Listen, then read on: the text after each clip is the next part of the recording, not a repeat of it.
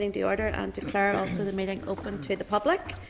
Before we start, as always, can I remind members of the protocols regarding the use of electronic devices? Not that any of you have ever gone against those protocols in any way, shape or form. Can I then move straight on to item number 1, which is apologies. At present I have apologies from Catherine Seeley, Pat Sheehan and Ian Milne. Are members aware of any other apologies? Nope. Okay, members, we'll move on. Item number 2 is chairperson's business. I have nothing to report, though I know some members attended a seminar on mental health hosted by Policy Forum for Northern Ireland on Tuesday. I understand it was a very good event, and I know that Gary stood in my place as Deputy Chair of the Committee. I know, Gary, if you want to say a few words on that. Chair, well, first of all, to thank the committee staff for preparing the words that I said. It was a very, very good event. I know Robbie, I was in for Robbie's speech. I don't think he came in for mine. I don't know if it was a personal thing or not. But I listened to your speech. Robbie's still getting dressed. Sorry, I mentioned you, but it was just to make sure. You run in the morning. It was very the morning session. Yeah, it was very, very good, very well attended. Excellent. And there was real enthusiasm. And actually, what we got from everybody, they recognised the work of the committee, and were very appreciative and gave us a lot of support, and just obviously encouraged us, without stepping into the political stuff, they did encourage us to you know, whenever we do come back, to really put mental health at the top of the agenda. So no, it was a good conference. I would agree with that. I would say it was certainly the little bit that I got, and it was only an hour and a half I was there. There was some really good speakers. A wide range of delegates were there, and I agree with Gary. Absolutely, I think up to now that the committee has done an excellent job. And Chair, you've been particularly good, and I really mean that. It's been non-political up till now, but it obviously is now, and it's sad to see that. And it was picked up, I think, in certainly in some of the remarks that were being made, that there was a belief within the people that are interested that we would deal with things differently. Sure, let's keep hoping.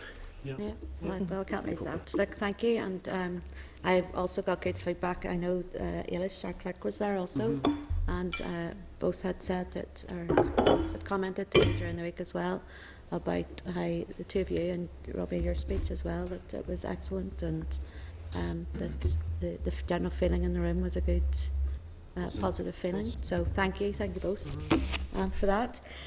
So also on the subject of mental health, as this is likely to be our last meeting, can I confirm with members that you're content that the research we commissioned on mental health policy be published on the Assembly website, with your permission? Absolutely. Okay, thank you, members. If we can move on then to item number 3, which is the draft minutes of the meeting on the 12th of January 2017. Can I affirm members to 3.1 of your meeting pack? Are members content with those minutes? Yep. Agreed? Agreed, yes. Yep. Thank you. Also, as this is likely to be the last meeting before the Assembly is dissolved, are members content that I approve the minutes of this meeting? Agreed? Yep. Okay, thank you. Item number 4 then is matters arising. Can I advise members that a list of outstanding departmental responses to committee correspondence can be found at item 4.1 of your meeting pack?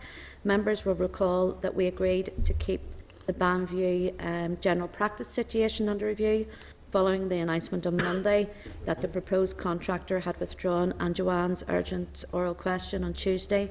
I know many members of the committee were in the chamber on Tuesday to put the questions to the Minister. For my part, I note the Minister's assurance that those 5,200 patients will be guaranteed safe and effective clinical care, but I'm sure we all share concerns at the prospects for a longer term solution there and elsewhere.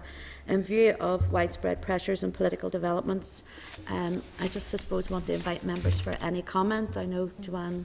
Yeah, Chair, can I take the opportunity, Chair, to thank you and the committee members for all your support with regard to the Banview, the escalating problem with the Banview practice in Portadown in particular. And I know many of you got the chance to meet Tony Hendren, one of the patients who's leading the campaign. He was up during the urgent oral on Tuesday. I do appreciate, Chair, your involvement as well, and agreeing to the recall of the committee that we had on the 19th of December. I think this is an example how I feel this committee has worked together to find a resolution. knowing a lot of the constituents, as you alluded to, Chair, 5,200 patients attend that practice. It's such a difficult and worrying time for the families in the town, and I do know they have appreciated the support they've had from the Health Committee. I do feel, given the fact that we know the ongoing crisis right across Portadown now, any town tomorrow, really, it's a warning with primary care and the precarious situation that's faced. That is facing practices and will seems to escalate in the months to come. I really do hope we get to a permanent solution with the Banview unit, but also the sector, and want to put down my appreciation for the work we have done collectively as a committee to hold the department, to hold the trust, to hold the Health and Social Care Board to account.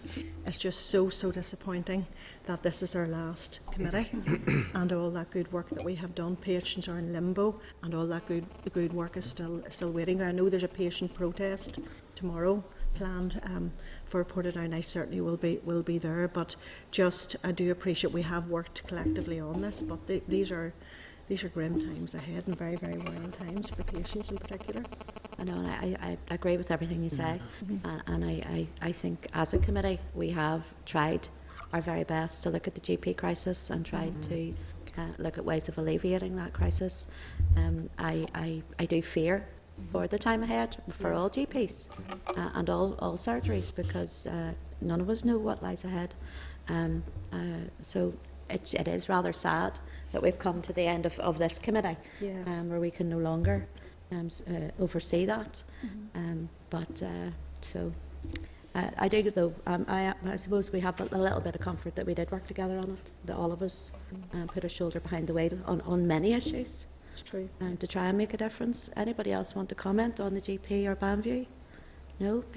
No, I just wanted to make the general point about, and I've been saying it publicly around, I have no idea how we are going to get the health professionals, like the BMA and the Royal College of GPs and all the health charities, to have faith when we are at the far side of this election, when we come together as a committee again and the department as a new minister, how we're going to get them to properly engage again. Because I really thought that the Bengal report was a great platform from which the Minister took her own strategy forward on, and I thought this could have been for once the pathway that everybody was looking for. And so I am just as disappointed as the health professionals and the health charities who've contributed to that, because I don't know how long it'll be until we can be back to this point again, how much damage has actually been done in terms of public confidence. So it's just a very sad day today, I have to say. It is. It's sad for us as a committee as well. It's sad for the people of Northern Ireland also, because health is so important. Okay, members, there'll be further things that we'll discuss along within our agenda that'll bring up other issues. So if we could move on then to, where are we now? I'll turn over the page. Okay. I've moved item number 11 forward. It was just in case we lost a quorum at any stage. So that's SR 2017/10. Members will find that in their meeting pack. Oh, sorry, table pack. Apologies. The committee considered and approved the SL1 policy document for this rule at its meeting of the 6th of October 2016. The policy and regulations have now been renamed to reflect the year in which they have been made, but there have been no changes to the policy content since the SL1 was submitted to the committee, and the examiner of statutory rules has no issues to raise. Are members content with this statutory rule? Yes. Agreed? Okay. And I need to put it formally that the Committee for Health has considered SR 2017/10 and has no objection to the rule. Are members agreed? Great. Great. Thank you, members. Okay. We're now going to move on to item number 5. And that's a departmental briefing on the autism strategy. Can I advise members that departmental officials are here today to brief the committee on progress on the autism strategy, and also advise members that a copy of the Autism Act Northern Ireland 2011 and its explanatory notes may be found at items 5.1 and 5.2 of the meeting pack. The departmental briefing paper is at item 5.3 of the table pack. So can I welcome Chris Matthews and Rodney Morton here today, and we have an apology from Alison. That's right, who yeah. can't make Poorly it. today. So, okay, if I could just hand over to you to give us your briefing, and then we'll open the floor for questions. Thank you very much. Good morning. I don't want to take up too much time with opening remarks. I'm sure you want to just get into discussing the issues. I have with me today Rodney Morton, who's from the Health and Social Care Board. And members should also have a short paper covering the sort of issues around the strategy and other kind of related matters. What I want to do this morning is give an outline of the work sort of currently going on in the department, and then I'm going to hand over to Rodney, and he's going to talk a little bit about the issues we're considering for a new autism service model. So I think if you take a look at the paper, I think what it shows is that we've made some good progress in the implementation of the cross-departmental strategy. And I think it's important that we recognise where we have had success, but I think it's also pretty clear that there's more work to do, and we do need to improve outcomes for people with autism and their carers. So I think the paper sets out some of the areas where we think we've had success, but I think it's fair to say that in recent times those successes have been pretty overshadowed by the issues around waiting lists and service delivery in the trusts. So as this committee will be aware, waiting times for autism assessments are unacceptably long. And unless we tackle the root causes of this, I mean, that's going to continue to be the case. In terms of the Minister's position on this, as she said, about the system more generally, we have a 20th century model dealing with 21st century problems and a 21st century population. And I think this disconnect between what the needs are and the way the service model works is contributing to this kind of increasingly negative kind of experience that people are having. And I think the long-term solution in autism is a more sort of fundamental change in the way we deliver services. So, as I said before, Rodney is going to talk you through the kind of things we're thinking around in that kind of reshaping and the new model we're talking about. Now, that kind of change obviously is going to take time to bed in. It's not something that happens overnight. It's also has to be situated in part of the wider sort of program of change, which I know this committee has been briefed on before, and I'm sure will be briefed on again. But obviously our aim in this list is to achieve sustainable improvements in waiting lists, to get those waiting lists down and to keep them down essentially.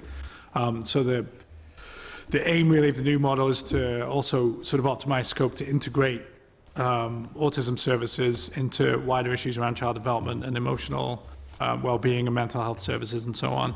And also to improve our working relationships between the health services and the education services as well. So there are a lot of issues there around referrals and the way the SEN services work. And I know the education committee has been looking at these things as well. And we have a board set up jointly with education to look at these things as well. Now, more broadly, outside the health service, obviously the strategy cuts right across all the departments, so it's situated more broadly in society. So as a system, we need to ensure we've got the right services in place for children with autism and their families and their carers, from childhood through adolescence to adulthood as well. So there's a much kind of broader thing to this than just health. So in terms of where we've said in the paper we plan to review the action plan, that's where the review comes in. So we're going to assess how well we've done in the previous action plan, where our successes have been, where we've struggled, where we maybe haven't made as much progress as we would have liked. So to look at those gaps in service provision as well, then to produce a set of agreed interventions across the system. Now that action plan has to be taken into account with PFG as well. So obviously you've got indicator 42 in PFG, and that situates disability in the sort of broader societal context. I think that's the right way to go. That's the way the sort of executive plan wants us to go, is to see disability as a broader sort of societal issue, not just a health issue. And that's obviously where, in some ways, the autism plan was kind of ahead of that, because it was a much broader kind of societal look at the issue rather than just a kind of a healthcare issue. So that's going to be a key priority for the department going forward, that review, and then ensuring that what comes out of that review and the action plan is congruent both with the strategy, which is obviously a statutory requirement, but also fits into the work that's going to be coming out of PFG and Indicator 42 and the other sort of related indicators. So I think that's probably about as much as I'm going to say by way of introduction. I'm going to ask Rodney now to talk through the kind of things that we're thinking about in terms of the service model, and then we're happy to take any questions. So, as Chris indicated in his feedback, that we've seen unprecedented demand for autism services, and therefore it was important as part of the conditions associated with the additional money that Minister announced last February, that we took a real hard look at the reasons why we were starting to see unprecedented demand in autism services. So that led to the Department asking the Health Service Care Board to undertake a review of autism services, seeking to understand the reasons for demand, but also with a view to coming up with solutions that would provide a better service to children and young people with autism in Northern Ireland. So if I can just say by way of context, in 2010, and I think this is in the paper, we were seeing around 1,500 children each year. And that was the demand. And we were struggling in those days, and you know, eventually that led to the setting up of an autism service in Northern Ireland. And as we set up specific autism services in each of the 5 trusts in Northern Ireland, around 2011, 12, early 13, we were starting to manage waiting times in line with the ministerial priorities. Shortly after the Autism Act and then the Autism Strategy, we've seen a significant increase in the numbers of children and young people being referred into autism services. And so as we sit today, we went from around about 1,500 children being referred into autism services. And if we project forward to the end of this financial year, which is i.e. 31st of March, that looks around about 3,300 children being referred. But the service model was designed specifically for around 1,600 children. So you can appreciate that when you look at a service that was designed for around 1,600 children and a service that's now receiving 3,300 children, you're going to get longer waiting times. So we took a 3-staged approach to our review, and the first one was really setting out the data, understanding the data in terms of why there might be some increases in the children and young people being referred for an autism assessment. The second thing we did was to undertake a review of people's experiences of autism services and child and adolescent mental health services. And the third thing we've done is we have started working with a variety of professionals across the delivery of children's developmental, emotional and mental health services, seeking to find a different way in which to provide services and obviously improve the experience of children and young people. So in relation to the first part of the review, some of the reasons why we've seen unprecedented demand is that obviously there's increased public awareness of autism, and that is appropriate. Secondly, NICE guidelines, the National Institute for Clinical Excellence, issued guidelines about the types of standards associated with an assessment. So a much more rigorous process of assessment. Therefore, a more rigorous process of assessment takes more time. Thirdly, clinically, there was changes in the diagnostic parameters of autism, which meant that, given that autism is a spectrum, which essentially meant that, we used to have Asperger's and autism and a few other related issues. And as the committee might know, clearly now the criteria is autism. So there's a broader spectrum. And so, and I suppose the third element, or the fourth element, is that we saw demand shift from other services. So previously, children with autism would have been seen within paediatric clinics or child development clinics, and sometimes child and adolescent mental health clinics. And so the perceived wisdom at the time was, let's establish specific autism services. And as we established autism-specific services, we saw some of those referrals that would have gone other places starting to come into autism services themselves. And I think another key element that is a feature of our current system is that there really wasn't a strong enough emphasis on early intervention and early support. So we undertook a review with children and young people and their parents in Northern Ireland, and that review is about to be published in around February next month. But I can say that the sort of core messages are that children and young people across child and adolescent mental health and autism services have said to us that they want a more integrated service response from health. They would like to see a more integrated response across child and adolescent mental health, paediatric services, and indeed autism services. Clearly, they want services to wrap around the family and the child. They want to be much more part of the diagnostic processing and part of the decision-making around that diagnosis. And they want credible support throughout the lifespan of the child in as much as the child needs.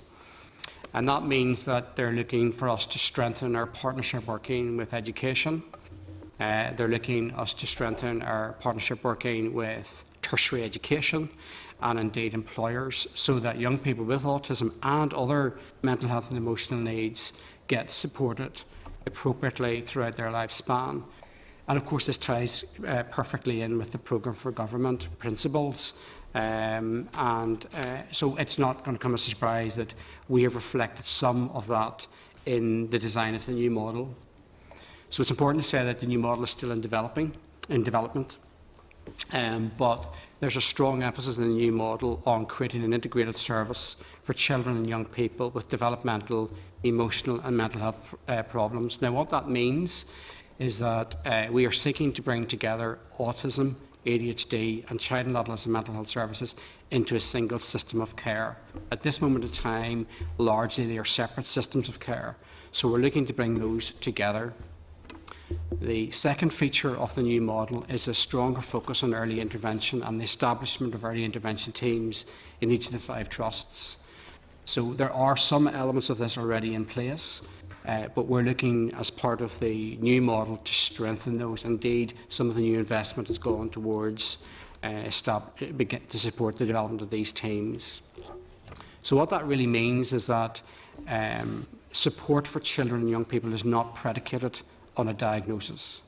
And so parents told us and children told us, can we have some support while we're waiting on a diagnosis? And so we have absolutely built that into our new model.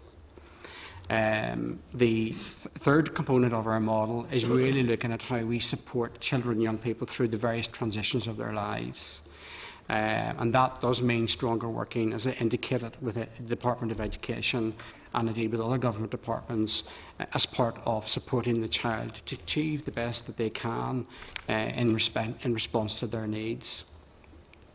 So we're still in the process of discussing and consulting various component parts of our model, including a new diagnostic pathway.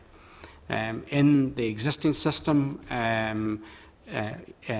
the current standard is that we are meant to see a child within 13 weeks from the point that they are referred.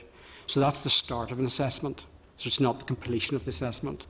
And so during our review, we heard lots of parents saying that yes, they were definitely seen, but they didn't have their assessment complete for several months or sometimes years later. And they were really quite frustrated about that. And so we are proposing in the new model to focus much more on the completion of assessment as a standard, as opposed to the commencement of assessment as a standard. Clearly, obviously, we need to take some further views about that and obviously analyse whether the system will have the capacity to respond to that new standard. We are also looking, as part of the new model, around how we support children and young people post-18. So at the moment, most children's services will provide support up to the age of 18, with the exception of things like looked after children's services who provide support up to the age of 25, sometimes beyond that. And so we took some learning from those models, and we're thinking, as other jurisdictions have done, we're thinking about how could we extend the provision of those services beyond the age of 18 so that we support children and young people to succeed in life with the various needs that they've got. Now, this does have implications for how we design the service, and it has implications for how we work with other departments. But we think that that's probably the direction of travel and will take several years to achieve. So I hope I've set out as straightforwardly as I can, the direction of travel around autism services in Northern Ireland. Okay, thank you. It's a little bit more positive than I was imagining it was going to be, so that's good. That's a positive to start off on. So it is, and I don't want it to fall down a negative path either, because I think there has been work done, albeit maybe not enough work done. I'm a member of the all-party group on autism. I wasn't in the last mandate, but I joined it in this mandate. Because it was something that I personally felt that I wanted to get involved with as well. We know there are major issues out there within our own areas and our own constituencies. I don't want to get bogged down with waiting lists and all those things. They are a factor. Yeah. I just want to know, have we progressed any? Belfast Trust is one of the areas I represent. I've met with them on this very subject. They had assured me that there were contingency plans in place to try and pull Belfast Trust out of the bit of a hole that they had got in with that. I don't know if there has been progress made on that, just first of all. Well, no other trusts weren't quite as bad, if I can remember. Yeah, I think the picture across the trusts is sort of varied. Some of the trusts don't have a problem really at all with waiting lists. Obviously, the situation in Belfast is probably the worst. And the demand is so much higher, for a lot of reasons. And I think this is sort of goes back to, I guess, what I was saying at the beginning, is that there has been increased investment and increased recruitment right across the. So if you look at spending, it's gone by about 62% over the last sort of 5 years, which in comparison to other conditions is pretty significant. And as Rodney said, most recently, Minister Hamilton added an additional $2 million to that. And there has been additional recruitment, but I think essentially what's been happening is that even though we've been scaling up, have essentially doubled our capacity to do assessments, the increase has been much greater than that. Now that we can talk about what that means about prevalence and international comparisons and so on. But I think now Rodney can deal with the sort of latest figures, but I think it's too early to be completely sure about this, but some of the indicators coming through now show that I think we are at last beginning to get a handle on it. The rate of increase is continuing, but the problem is not getting worse, if that makes sense. So I think we've managed to kind of arrest the problem. Now we need to see a few more months' data coming in to see that things are heading in the right direction. But I think we're beginning to see a turning point. And then we also know that assessment and completing assessment is only the tip of the iceberg. Indeed. Because it's then the support and the wraparound support after that. Absolutely. Which is actually the vital part. Yes. It's not actually getting a diagnosis or of any, whatever that might be. It's the support after that, which I think, having spoken with parents and having spoken with the autism charities, that is posing a difficulty as well. I think, as Rodney was saying about one of the things that has been feeding into the development of the new model is exactly that point, that this perception that services are locked behind a diagnosis of autism. Yeah. And I think, again, Rodney knows the numbers better than me, but I think it's roughly about 40% of the people referred in don't have autism. Now, they may have support needs, either behavioural or whatever they are. But I think one of the kind of corollaries of the greater awareness of autism is that because more people know about autism than other kind of related conditions, then there's a tendency to see a certain set of behaviours and think, well, that must be autism. And for the right reasons. People want to get people the right help. They're then referred into the autism diagnostic services. Autism and ADHD and other conditions, they are very similar, and it takes real skill, expertise, and training to be able to distinguish between those. And it can take a while, especially if it's on the cusp of a couple of different conditions. So that means that all that time you're in waiting for your diagnosis, you're not getting help. So I suppose then that's a good argument for the new model for the early intervention teams then, because Absolutely. it's pulling all of that Yeah. together. And I assume though within those early intervention teams there are people who are, that is they're specific to each of those, whether it's a neurological disorder or whether it's someone on the spectrum or ADHD. Yeah. Within that. So, I mean, the services are already... It's not the same, and we all know it's not the same. Yes. But I totally agree with you. I think a lot of people that are being referred, and we do know that from the figures, that they're actually not on the spectrum. So I can see how the early intervention, the new model, could work. Yeah. And sometimes I think it's easier to identify what the support need is than what the underlying condition is. Because, say if it's a need for a bit of OT to help with holding a pencil, or it's a bit of speech therapy, and those care pathways are in place. I mean, they're well understood. There's good professionals in place there. And it can be easier to get a child into those support services than it can be to diagnose, well, is it ADHD or is it autism?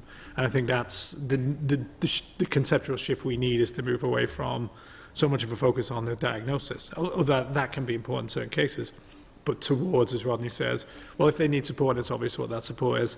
Well, let's get the support in place first and then worry about the diagnosis later. Just another, if I could move on just to you'd mentioned there, I think you'd called it the board or joint working group of health and education. Oh yeah, sure. Yeah. I know that was set up, or tell me actually, when was that set up? How long ago was that set up? I think probably around summer last year. So, and how's that progressed then?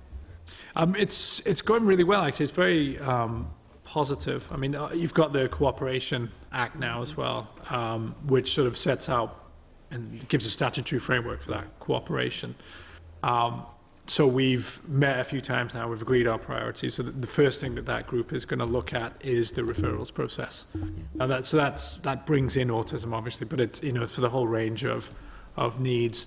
And actually, interestingly, it brings together a similar range of issues, which is that obviously SEN is much broader than just clinical or medical issues. It's the whole range of additional support for people in education.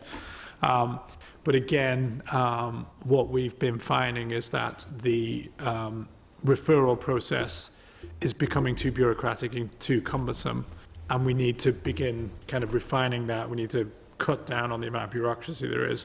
We need to give people the confidence as well to be making decisions more quickly as well, because if you can imagine, if you're dealing with a child who has needs of some kind of support needs, you want to make sure you get them to the right place, so you're very cautious about it.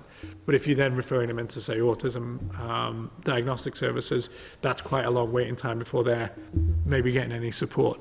So there are a lot of issues around there about, well, okay, we need to disaggregate out the diagnostic bit from the support bit. Now, it's not just autism, but obviously that's probably the most acute at the minute. That group and the project team spun off from that group, the first thing it's going to focus on is the referrals process, because I think there's an opportunity there to make that work more effectively quite quickly, and then we'll begin looking at all the other sort of areas of cooperation beyond that. But that group is designed basically to help education and health work more effectively across a range of domains. It's just the case that we're sort of focusing on referrals in the first instance. Yeah, and who's that? What level is that made up from? So it's jointly chaired by me and a director in education, Caroline Gillen. Okay. So it's a pretty senior level, and then the project teams will be at senior enough levels to make decisions and to drive change and so on. I know. I wish I was saying to you now, well then we'll get you back in 6 months' time to give us an update of where you are with that, but sadly I can't say that right now. I just want to ask one more thing before I bring others in. I've got a list of stuff, but it's to do with the your briefing paper you gave us on the introduction part in paragraph 3. You say it's currently monitored through the Autism Strategy Interdepartmental Senior Officials Group. Yes. And then you've got the Autism Strategy Regional Multi-Agency Implementation Team, which is chaired by Regional Autism Coordinator. Who holds the role of that? It's a lady called Joy Peters, and she works with Rodney in the Health and Social Care Board. Okay. And I chair the Senior Officials Group. Right, okay, just want to know that. Okay, I'm going to bring some members in. I've got Joanne, Paula, Jerry, and then Trevor. Thank you, Chair. Can I thank you for your briefing and appreciate the briefing we did receive in the tabled papers yesterday. With regard to the briefing for the Autism Strategy 2013 to 2020 and the work that has been undertaken, in 2012 there were 607 children waiting for an autism assessment, and last year that almost tripled to 2,325, and I think, Rodney, you said projected 3,300 to the end of March, and you could cope with 1,500. So, but maybe just so the original model designed around 2010, and there was a focus, you'll appreciate, on developing autism services at that stage. And so when we designed the model at that time, there was around 1,500 children being referred for an autism assessment. That was predicated on the 1 to 2% prevalence rate. And there's a number of academic ways of looking at the data. And so if you take an international prevalence rate or even a national prevalence rate, but it's important to note that that does vary. In Northern Ireland, you would expect in around 1,500 children being referred each year. Now, obviously, that some years you're going to get spikes in referrals, but the reality is that over that period of time to present day, that is more than doubled. And so if it just 107 to 3,000. and so if we talk about 2015-16, we had a 17% increase on the previous year. If you talk about this year, and I know this year's not finished yet, we've probably somewhere between another 10 and 12% increase in the numbers of children and young people being referred for an autism-specific assessment. That is very, very alarming, and I know we're all seeing examples of, constituents that really want to get that diagnosis and the time that it takes. You did refer to it as an unprecedented demand, but from 607 to 3,300. I was going to ask you to explain the rise, given the aims of the cross-departmental strategy, and you touched on increased public awareness, referrals, which would have went to other places. Is it as simplistic as that? No. It's, I only said that those four things really just explain some of the reasons, but of course behind all of those, there is some complexity. So, for example, the changing parameters, the changing diagnostic parameters around autism, there's quite a lot of detail around that. So what that effectively means is that when those parameters changed, it meant that children who may previously have not received a specific diagnosis of autism, but they would have had related behaviours, would not have been registered as having autism. They're more likely to now receive a diagnosis of autism. I think you've got to line that then with increased awareness, both in education and in health, and generally in the public, where there is concerns about the development of the child, particularly around the 2 to 3 year old stage. Naturally, parents, and rightly so, when they're concerned, seek some clarification from the system about what's happening with their child. And so I think that's a feature, and that has been a feature of the increase. So what that means is the referral agents, i.e. GPs, health visitors and other disciplines, they will make a referral for an autism-specific assessment. In the new model, we're talking about making a referral to a central system that will look at the needs of the child from an early intervention perspective. I was going to ask about early intervention, because you did say you're going to focus on early intervention, and we know that early intervention is the key. Indeed. As soon as parents spot those signs, they need to have the confidence when they ask for that help will be there. Because my nephew has autism, and I remember the fear, with his parents growing up, and that where he asks for help, and the reality, come to terms that your child is going to follow this pathway, but that the help is there when they need it. And I know I have worked with so many families who, by the time they get through the process and the support either comes or doesn't, for many it doesn't, it's too late. They feel it's too late. That vital learning and support time is lost to their child, and you could say that they have been failed. So, early intervention, getting the right people, getting the right help, many do feel it's like a double blow. The reality, their child does need that help, but that help isn't there when they need it. So, can I ask then, what is your target for the number of children who will be waiting in the same period next year, and the expectation that numbers will continue to rise, because we're hearing it day and daily. I'm sure other members are the same through the constituency office. People are coming up to you and saying, what do I do, where do I turn, well, how do you get that help? And vital learning is lost to their child, that assistance that they need in the classroom. So the first thing I would say is that I and the Health and Social Care Board and everybody who's working with children with people with autism, we're painfully aware of the experiences that the parents are having and the kids are having. And so that's why we feel really strongly about designing a model that will provide early support and early intervention, obviously once the child has been referred into the system. In relation to where we want to be this time next year, each of the 5 trusts have a recovery plan in place. And what's a recovery plan? So, i.e., dealing with their waiting lists, Okay. so managing the waiting lists, providing support. And so most of those are in and around in terms of getting back in line with the ministerial requirement of 13 weeks. Mm-hmm. Most of those are around about 15 to 18 months. But I should caveat that by saying, of course, that is dependent on 2 things. A, full recruitment, and we're making reasonable progress on that. And secondly, I think you're preempting what I'm going to ask okay. you. You're very good. and secondly, secondly, we are hoping that that demand will start to stabilise. Okay. So if I give you just one figure, I mean, by the end of this year, we'll have completed somewhere in the region of around 2,800, 900 assessments. That's way up on what we've done in previous years. So if you get 3,300 children, mm-hmm. You can see that the actual number of children that might be waiting, and I know this is a bit theoretical at the moment, mm-hmm. will be significantly less than today. But I wouldn't want to stop there, because obviously that's dealing with the current system, yeah. and that is dependent on a number of factors. But we're really talking about, with the new model, completely changing the way in which children, young people and families experience our services by the stronger focus on early intervention. So, if a child needs assessment and a diagnosis, that will happen. But for a lot of kids, we're going to focus much more on providing them with early support. Now, that's going to take some time, subject to people signing off on the new model. That's going to take some time to put in place. We do believe, as part of our working assumptions around this, that as we do that, there will be less children referred for specific autism assessments. But I would want to be cautious saying that doesn't mean we won't assess children mm-hmm. who need an autism assessment. But you can appreciate one of the benefits of early intervention is that you build up an awful lot of knowledge mm-hmm. working with the child and working with the family, which theoretically should make the diagnosis easier.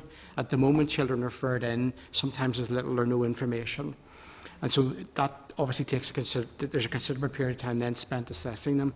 So we're looking at a model that through early intervention we build up much more knowledge around the child, and then if they do need a diagnosis, that's much easier to make. And obviously parents being much more part of that system.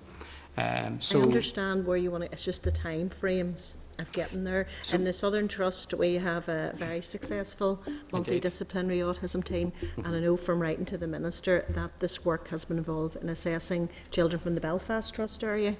They've been working there. So how will this work practically, and the longer term? Again, I was going to ask you the right level of workforce that ensure that the children are not let down. Is there issues around recruiting and having those vital members in that multidisciplinary team there? Do you see shortages in certain areas, or are you confident you're going to have the right people there to carry out the work that's planned? Because this is an issue that will live throughout all their adult life, so it's vital that it's got right at the time. So have you an issue around recruitment or anything? So just in relation to your timescales, I mean, subject to the model being signed off, and there's quite a lot of detail in that, it will take probably at least 3 years to see that model fully implemented, particularly when you start looking at integrated working with education and other departments.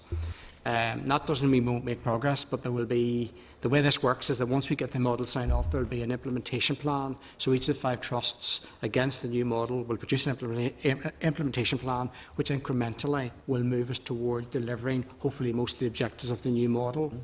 In relation to recruitment, particularly in the terms of the 2 million that the Minister Hamilton announced in February, we set out to recruit about 35 additional staff against that resource. And so based on... did you recruit? So based on our current recruitment process, by the end of this month, it looks like we'll have about 25 of those staff in post. Now, you'll appreciate some of them will require a bit of training as they go through, and the remaining posts are either in recruitment or are about to be advertised. It would be wrong for me to say that there's a ready supply of professionals out there. And I think it is helpful that as part of the model we are saying, look, we definitely need a workforce strategy to underpin the new model. So I just want to clarify that one more moment. We're talking here about autism, but we're also talking about children with ADHD and children with child and adolescent mental health services. And so we're also going to look at skill mix across the professions, because children with autism also come with lots of other emotional needs. And so it is right and proper that we think about the entire workforce and how we utilise that workforce to better meet the needs of these children. So part of our workforce approach will be about upskilling a broader range of staff so that they can manage the needs of children and people, in this case with autism, but obviously not just exclusively autism. So we're still 3 years away. And that's not what I said. What I said is that subject to the new model being signed off, and it will need, I think, Chris, ministerial approval. Subject to that being signed off, once that is signed off, for most new models, there's at least a 3-year implementation plan, and so, but bear in mind that there would be an annual. There'd be an annual plan that would deliver the full aspects of the new model. So what I'm not saying is that there would not be progress made. So, for example, around early intervention, we're already starting to make that progress. So it's not that we're sitting waiting on all elements of that, but I'm just talking about the overall system reform that will absolutely require at least 3 years to complete. Finally, Chair, if I may, one final point. You touched on, but we didn't get a lot of detail, children and young people post-18. That's something that really, really aggrieves me, and something we're hearing, sadly, that care is sadly lacking. I think you said will take several years to achieve direction of travel. Why has it been sadly lacking progress up to now? Why suddenly, why have children been let down post-18? I have parents in tears that once they leave once they leave maybe a special school, we have excellent ones, Donard School, others in my constituency, there's absolutely nothing out there. They just seem to fall off the radar. I had 2 parents in actually yesterday in the office as well, slamming the desk, thinking what has been happening, what has been going on. Can you give us any light at the end of the tunnel that these young people with those specific needs, their need doesn't end when they turn 18. That need, I think, increases when they go into the adult world and they're 18. What is happening, and why has it taken several years? Why has there been nothing in place up to now? So, in response to your question, I obviously sympathise with those children and young people and their families that have not had a good experience around transitioning. In relation to autism services, you do know that we also established some adult autism services. We do, yeah. And the purpose behind that was to support those young people from 18 on into adult services. But we recognised in our review that actually we need to bring those elements of the service together. That's why I referenced, as part of the new model, that we're thinking way beyond the 18 age group. And we're looking at other models which go beyond 18 to support young people, particularly towards independent living. And so the goal is to help children and young people and young adults live as independently as they can, and we definitely built that into our model. So what that really means is that, and this is why it might take some time to deliver the model, we also have to look at those adult services and how they might interface better with that transitioning period of 18 into adulthood. And that will require some service reconfiguration, and that's not easily done. But what I can say to you is that in the consultation process around the new model, there's a strong emphasis on getting transitions right. And not just at the age of 18, coincidentally, but looking at the infant to childhood, from childhood to adolescent, and from adolescent to adulthood, with a very clear goal that it is our objective to support children, young people and young adults to live as well as they can with the needs that they have. And that will definitely require a different way of working across a range of services. Yeah, you have to. It's appalling. Okay, thank you. Can I just Thanks, pick Chair. up on that? There's some good news stories as well. I mean, the majority of young people are people that have been diagnosed on the spectrum go on to lead very fulfilling lives. Indeed. You know, they don't go to special schools, they attend Indeed. university, they start their own businesses. Indeed. I know of several because I meet with them and I meet with the charities and I meet with different businesses. And I think there is a positive story out there. That's the very few that Joanna's talking about, because the people that I have met through my time, I mean, I only need to think of the business that was started in Cumber, where you had a group of young people who were on the spectrum, dyslexia and neurological problems, and they started a dress hire business in Cumber, which is doing awfully well. And you know, I know of another couple of young men in my own area up in Newton Abbey that started their own IT business. Yeah. You know, went to university, went through university. So I think we need to look at that, and we need to hone in on those skills of those young people as well, because they need support. They need support also, and they have drive. And just because someone receives a diagnosis on the spectrum, it doesn't mean that they are not going to achieve the very, very best in life, because so many of them do. Yeah. And so many of them do specifically because they are on the spectrum as well. Absolutely. And let's not forget that.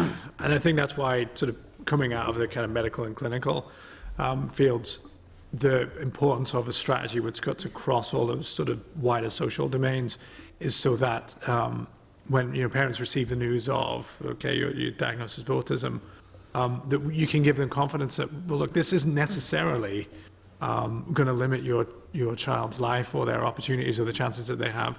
In fact, in some ways, for some children, it will give them skills that give them abilities that other kids don't have. Now, it's not the same for everybody, but say you're probably aware of Specialista, who are the sort of recruitment firm for people on the spectrum. And a friend of mine works in IT, and they came to give a presentation to a very, very successful IT firm, and they were just basically talking them through, if someone on the spectrum comes to do an interview, here are the things to look out for. They might mumble, they might not make eye contact, they might seem a bit awkward in the circumstances and so on.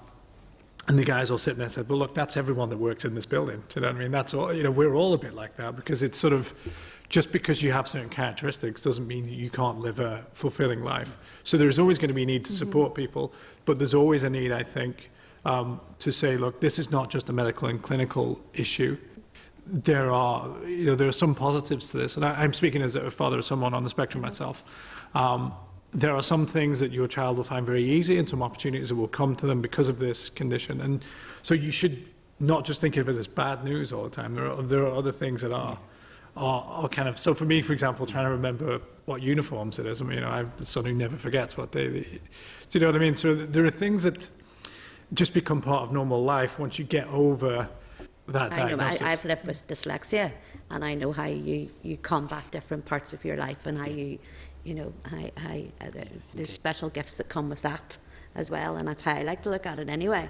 Yeah. So I think we needn't get too downhearted about things as well. I think we need to be positive also, albeit we're not where we hope we would be. No, absolutely not. I think that's but that's why it needs to be broadly in society as well. So this is not just a medical or clinical issue. We need this issue of transitions, and I think for me, in the next version of the strategy, the core thing is now that it is a transitional piece. We have an answer to the medical part of this, the clinical part of this, but we don't do very well, and I think this is where PFG comes in, is the bit about how and it's not just people with autism, but people with any learning disability, people who are capable of participating in the community and in society and working and so on, should be given every opportunity to do that.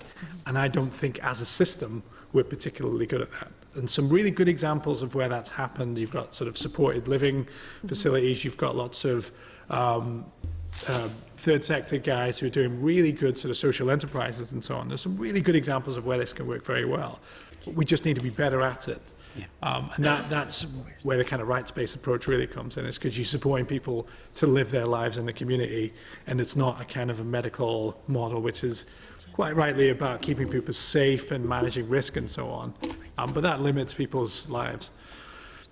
Okay, Robbie, did you want to come in on something? Because you. Yes, please. I've just something else to do. Just one question. And Okay. thank you very much, Chair, for letting me in. Thank you. You guys have been very, very interesting. Very interesting.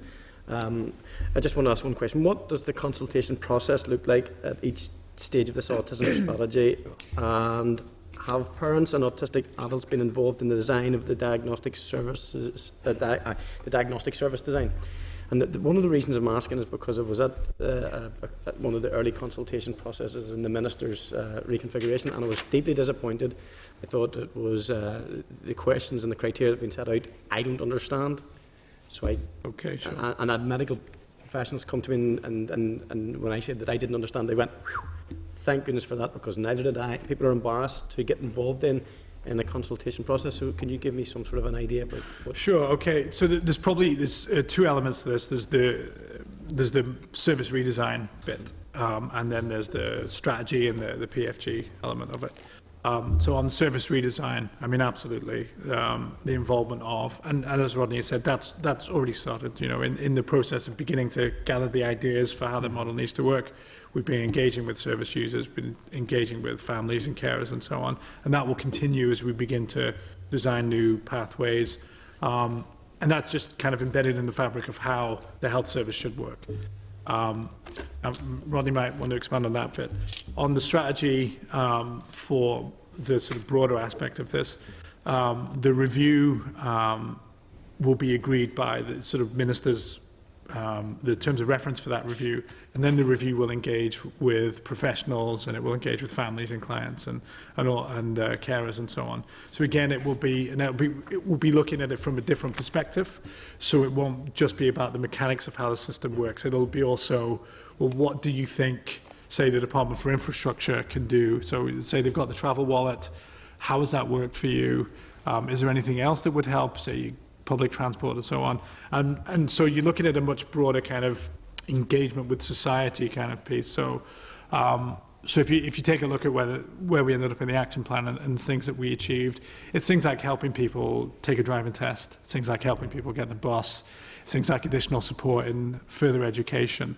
So the next stage is for us to say, well, how did that work? What more can we do along those lines? What have we missed? Now, for me, the obvious thing was the transitions piece. It was how do you support parents to help their children have the confidence to go out into the world and to engage and to not feel like just because they've got a diagnosis that limits their chances. So the principles behind the processes are the same. So it's essentially about engaging with the people who will be affected by these services and who will use these services. But the kinds of questions and the format of how that works will be very different. Good. Okay, thank you.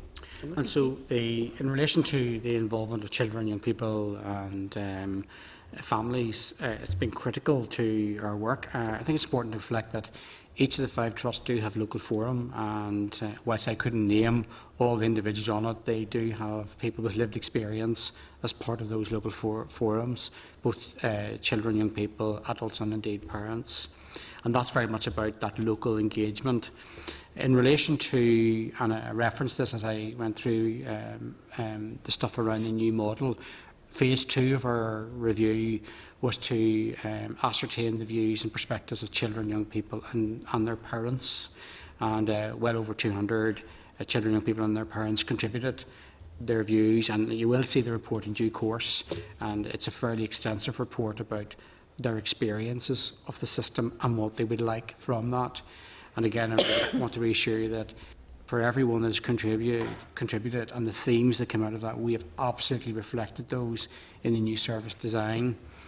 And in relation to the various workshops that we've had, we've always tried to make sure that children and mostly their parents, I would have to say, are part of those conversations. And a number of parents have contributed to that process. So right from the very local level through to the sort of big system design, we are absolutely building in the voice of children and young people and their families in the design. And we're absolutely committed to do that. And going forward, we'll be strengthening that. I think that's absolutely vital, Rodney. And do you know, I'm going to take your word on that, but I will look at it. And hopefully I'm back in the Health Committee. I really would be interested in that because it'll be one of the first consultations that I've ever seen that actually, and because I'd love to be able to pick it out. I've been involved in consultation processes before in different guises. My goodness. It sits there like a portfolio of information we consulted with, and this is sometimes the thing's already written. So I would really look forward to seeing the outworkings of that. Thank you, Chair. I will be back. Thank you, Robert. Not for very long. I will be back. Paula?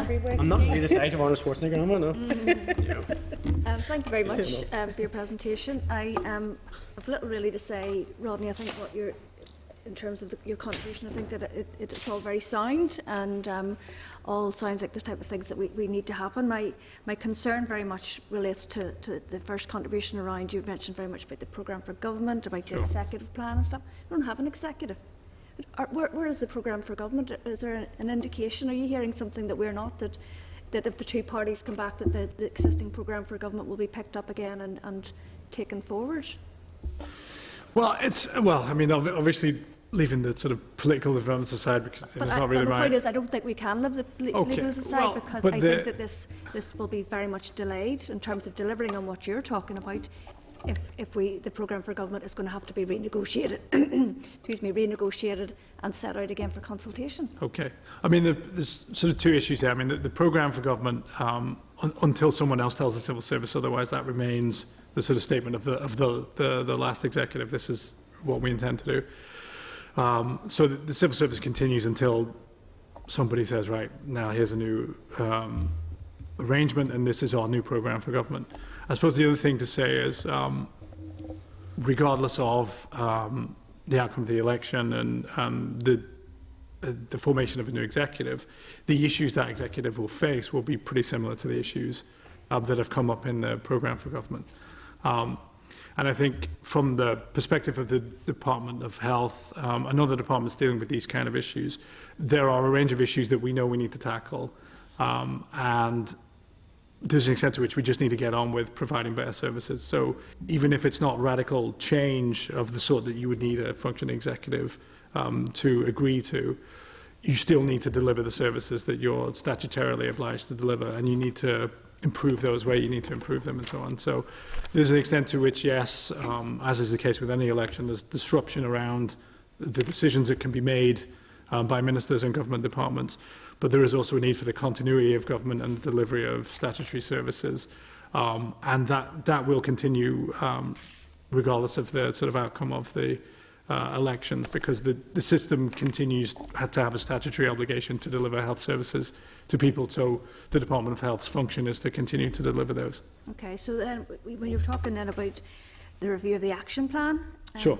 Will that be disrupted by this election, or is that going forward? And again, you know, my point is that if it's going to take a bit of time for that to get underway and sure. the recommendations to come forward, well then, when we have a health minister at the far end, then is there going to be a delay in terms of actually implementing the recommendations? I think, well, I mean, prior to an election, ministers will be in post and can approve this kind of review. So if we get terms of reference agreed prior to the election, we can go ahead. I mean, we can't. Is that the key there? If we can, is that the key to the statement? Which would be the case anyway. I mean, there would still be a need for discussion around the terms of reference and buy-in from the departments in any event.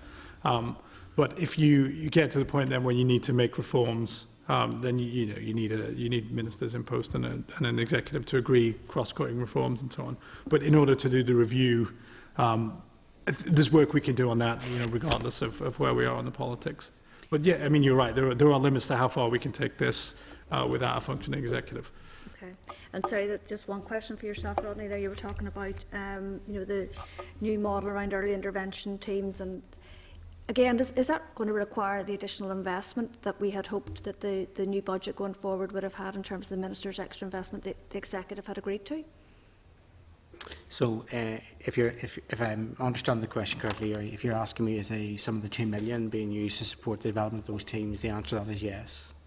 But did you need any money in addition to that through this next budget? I mean, I suppose let me set this in the broader context of child and adolescent mental health services, ADHD and autism services.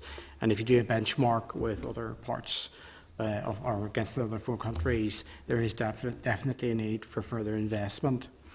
But the establishment of our early intervention service, it's about using some of the money that the Minister announced, but it's also looking at what else we do in the current system around early intervention and how we can bring that together to provide a more coordinated and coherent service. So, for example, okay, can I just pause you there, because I think you actually got to the nub of what I was asking there, so I don't necessarily want you to give me the examples. You were saying there that it would require additional investment. Have you advised the current Health Minister that, for parity, as you said, have you advised the current Health Minister that you need extra money to deliver on these things? So the answer to that is yes. As part of the process of identifying additional funding in relation to child and adult mental services, it's in that budgetary process, and our department colleagues are aware of that. And so that can't be taken forward in the immediate future until we have our budget. Well, I think the answer is I mean, yes. it's more of an issue for the department. Yes, I mean, that's correct. Yeah. The financial decisions can't be made of that nature without a settled budget. Okay. No, but as I say, I think that what you're proposing is excellent, and it should give comfort to people listening in today, and the parents and families that are affected. But I think we know the answers that I was looking for. Thank you.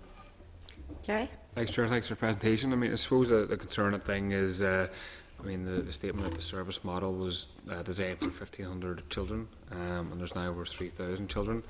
Really, by my calculation, really to meet, just to say afloat, you'll need a doubling of, or should have a doubling of resources and staff just to meet demand. And I take it that's not happened, so maybe get a comment on that. And kind of share sort of Joanne's point about parents and the frustration of parents, looking assessments completed and support provided, and being inundated with questions and queries as well.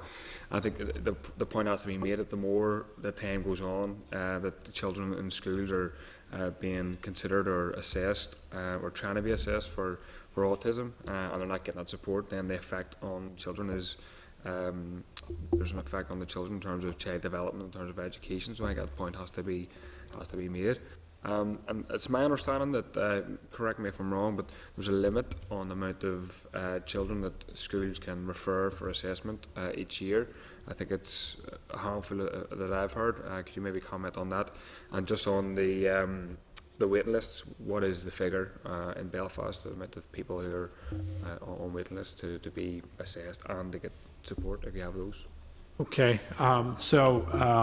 just to deal with the limit on referrals, that's not something that I'm aware of. I mean, I don't know if you've.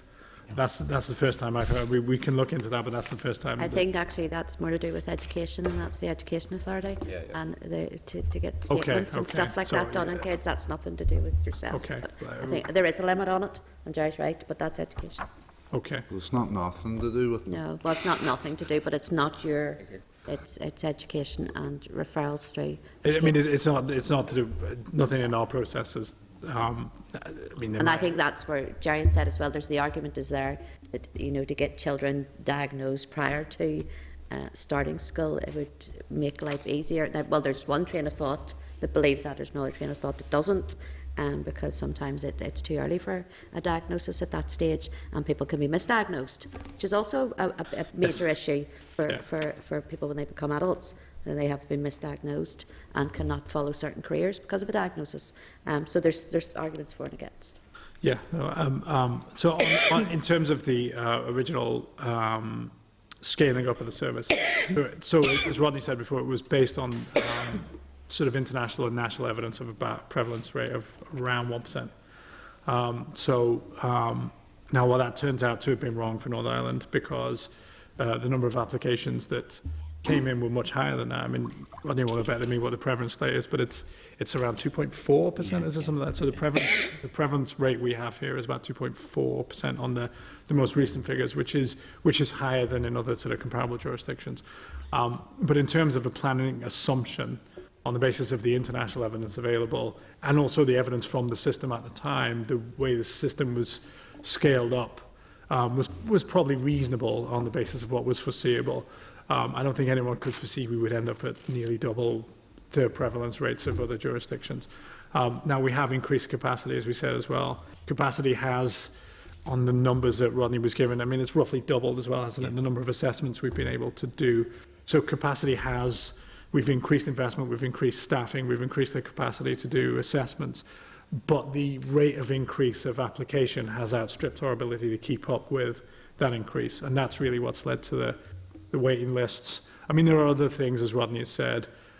More people are coming into the services. You have diagnoses such as Asperger's, which are now not supported by the diagnostic tools Just and so on. On the increase there, Chris, what was the figure, what was the increase from what to what? So, well, Rodney, Rodney has the latest sort of figures on waiting lists. In relation to waiting times, or in relation to the number of assessments that we did. Yeah.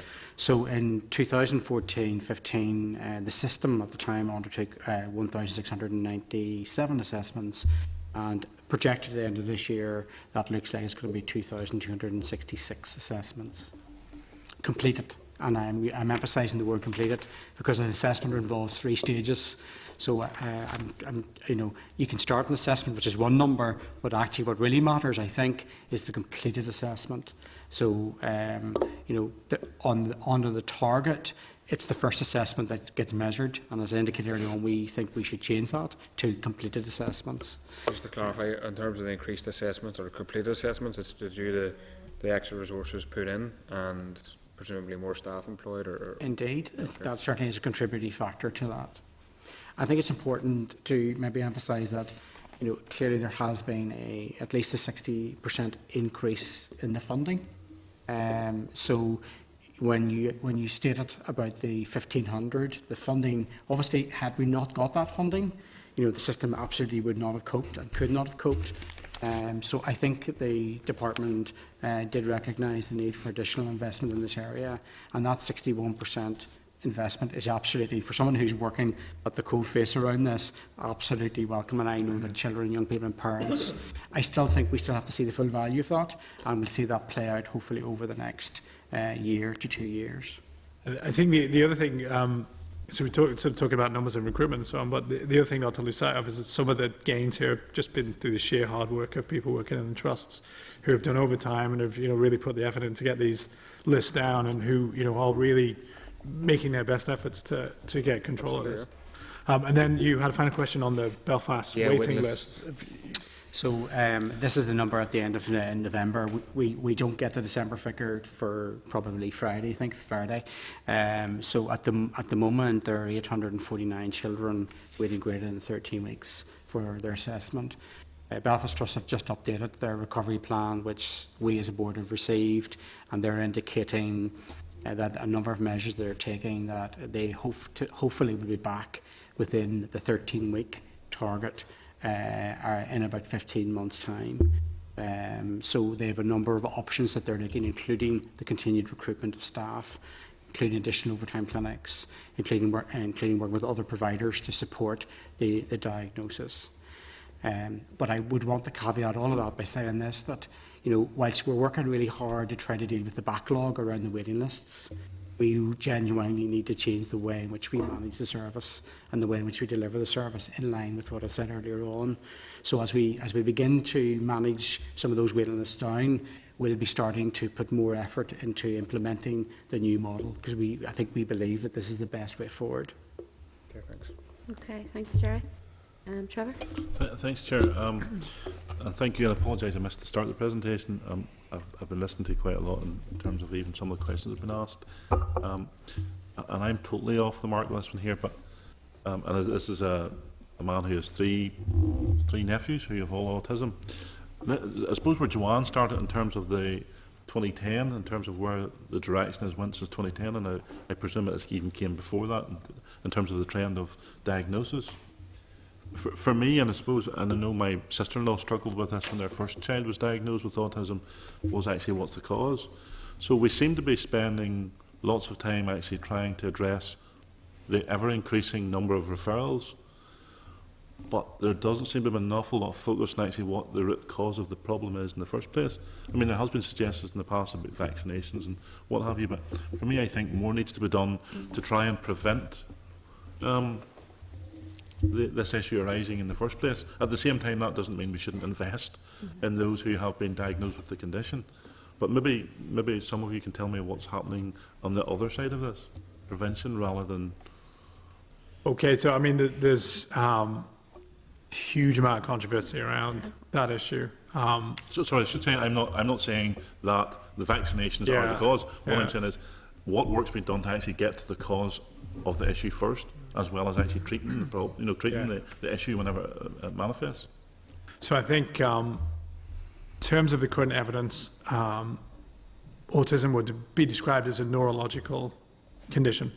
So it's not necessarily. I know there are people that advocate various causes of autism and sort of biological or somatic causes. As far as we are aware, there's no evidence that there is a cause of autism other than just natural sort of biology. So in terms of prevention, it's probably not something that you can prevent. It's just the way people are born and the way their brain is structured and the way their brain works. Now, as Rodney said, the key thing is early intervention, because there are certain things when someone is very young about the way their brain is forming, that if you're able to identify early on that there are certain deficits or certain issues around the way that young person perceives the world or behaves in the world, if you can help that, the earlier you can help them with that, the better chance they have of functioning as they grow up and functioning in the world.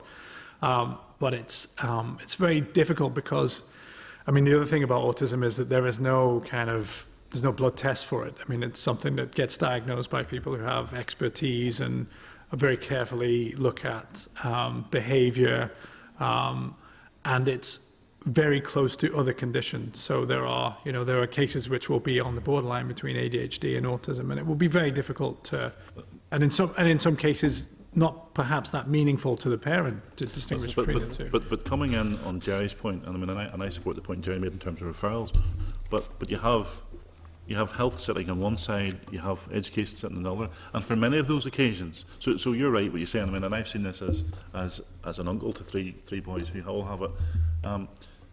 There's the frustration of the parents who know themselves that there's something wrong with their child in terms of their development, because they may have had other children and know that child's not developing at the rate they should. I think there's a lack of understanding, I think, sometimes with GPs, because they just dismiss us to a badly behaved child.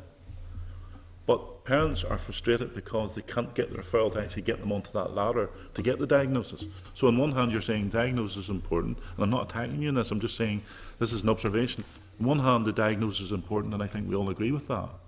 But on the other hand, parents are frustrated because they can't get the diagnosis, because there is an arbitrary figure of, depending on the number of children in the school, how many referrals the principal can do. And I know in my office, I've worked with cases that children have actually left primary school and still haven't had the referral because they weren't the severe case. So we are feeling. Yeah, and I think, as we sort of said in the outset of the new model, is to try and de-emphasize the diagnosis part of that.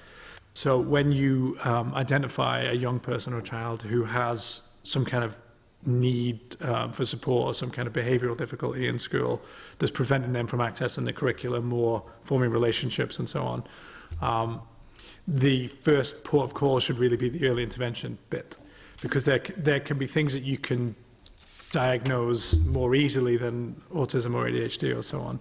So you might not be able to say precisely what the underlying cause of the behavioural difficulty is, but you might know what the behavioural difficulty is and you might know how to deal with that. So, for example, sorry, Chris, no, my issue is, so the parents take their child to primary school, and they can either compare with other children that their child's not developing at the same rate, or they actually know because they've got other children themselves. Yeah. And the fact is that some parents are now moving schools to other schools because they know there's a better chance of getting the referral rather than staying necessarily in the school in their immediate area. Sure. Yeah. So there is definitely a problem in terms of getting the referrals and getting them assistance in terms of their child. Because you're making an assumption that every parent, and I have 3 children myself, that every parent is going to be up to speed on where a child should be and actually what they need. And that's not necessarily the case, because we're not equipped at that in our early 20s about where this child should be. But we are relying on our educational experts and we're relying on our health experts to give us that guidance and to give us early interventions. Sure, yeah.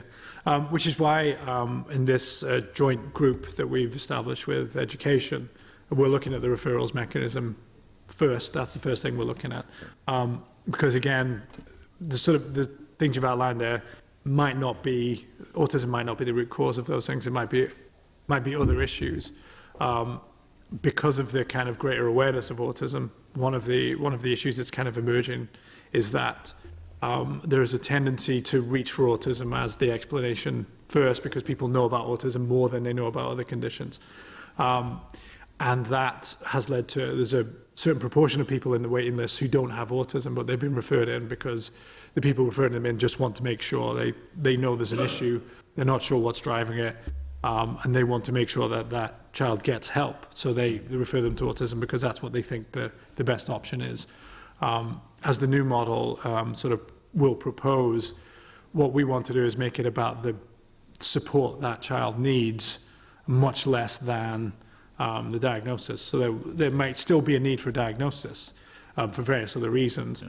But if the issue is immediate in the school around either behavioural or even if it's something like say in speech therapy or occupational therapy to help them hold a pen or something like that, that's more straightforward sometimes to identify and deal with than waiting for knowing that, well, it's autism causing the fact that they can't hold a pen. If that makes sense. Now the issue there is the referrals, making sure that everyone has the training and the understanding of how the system works. So you're right, it's not for the parents to worry about. Parents shouldn't have to worry about how the system operates. The system should know what to do with a child who has a need when they identify that need. Okay, I'm going to go back and be controversial again in terms of the stage, the diagnosis, not even the diagnosis stage, the work that needs to be done in terms of the prevention. I mean, I'm not a scientist. I'm not an expert in any of these fields, but we've read enough. We know enough that every condition that's out there. I mean, it's not. For me, it's hard to convince me that all of a sudden, from 2010 to 2017, that all the children, there's a big spike on autism, just because that's the way people have been born. I mean, I'm stand to be convinced. I mean, we hear that. I think you must put the word to me in terms of hereditary. Yeah, I mean, there's other sorts of conditions in terms of hereditary conditions, and there seems to be a theme that we look at these and we treat those. Should it be, if there's been a particular symptom of a family in a family, then they check the rest of the family for that, and they look for a cause or a reason to prevent that from coming on. For me, it seems strange that, special and all as the children are with autism, that there is a massive spike. And it says to me, I mean, I would stand to be convinced otherwise, that there's something going on beforehand that's actually causing the condition, rather than just assuming that everyone's born and that it's just something that is neurological. Yeah, I mean, I think it's one of the more difficult things about this is what is driving, and Rodney's sort of given some kind of systematic explanations for why that might be the case. But I suppose what you're driving at is there something in the environment that's changed that is leading to greater diagnosis? There's no evidence to suggest that's the case. Now, you can't ever rule anything out because it's not particularly scientific to say it's definitely not this. Another explanation might be that conditions that would have previously been diagnosed as something else are now being identified as autism. Okay. So now we've had some presentations from academics that show there's a graph of autism coming up and other things that would have been diagnosed coming down. Such as? Well, I mean, what's mainly sort of mental health conditions that would, I mean, probably be quite kind of insulting to the kind of, the sort of modern kind of discussion on this, but that's what I was wondering, because it used to be just, that's a badly behaved child. Probably more extreme, I think probably more extreme than that. I think we've moved, though. I mean, I even know when it comes to the likes of dyslexia as well, which would have been unrecognised not that long ago. Yeah. And you mean if you look now, you'll probably see a higher instance of people being diagnosed with that as well. Sure. Again, it's down to, and again, that's More through awareness. that's just the wiring of the brain, But and that's it's- all that is. So, but it's more awareness, a greater awareness. But I mean, we need to remember as well that the amount of people that are being referred as well. What did you say? 40% or so aren't on the spectrum. It varies there's the between the higher, trust, so we but- need to look yeah. at that in the context Sorry, as well Chair, of but that's the first time referrals. they're diagnosed. Let's be honest with ourselves as well. Every referral sometimes needs a second referral for them to actually be diagnosed. And I've seen that in education. I've seen one case in education where the child was, and I mean pigeonholed, we'll use the term pigeonholed as moderate learning difficulties. And I fought the appeal for the child, and we fought the appeal on the basis they got a second referral. And the child went from moderate learning difficulties to needed to go with severe learning difficulties to a different school. So this is the same process, and only the persistence of parents that actually got that child a second assessment. The child was... Sorry? And your skills. Well, I mean, I wouldn't say it was my skills, but if the parents hadn't been persistent, and indeed the school saying to the parents, this isn't good enough, your child is in the wrong place, and then the persistence of them and actually getting the second referral. So how many don't even get the second referral? And that child was going to go through mainstream school and not getting the support the child required. Yeah, I mean, and it can be, as we've said, extremely difficult to diagnose what the specific condition is and what the specific needs are. Particularly, if you take a look at autism and ADHD, and those they're really collections of behaviour that experts have said. If a person has a preponderance of behaviours or characteristics of this type, that means that they have autism. And then on the other side of a pretty similar line, different characteristics that may seem similar to you or I, that's ADHD.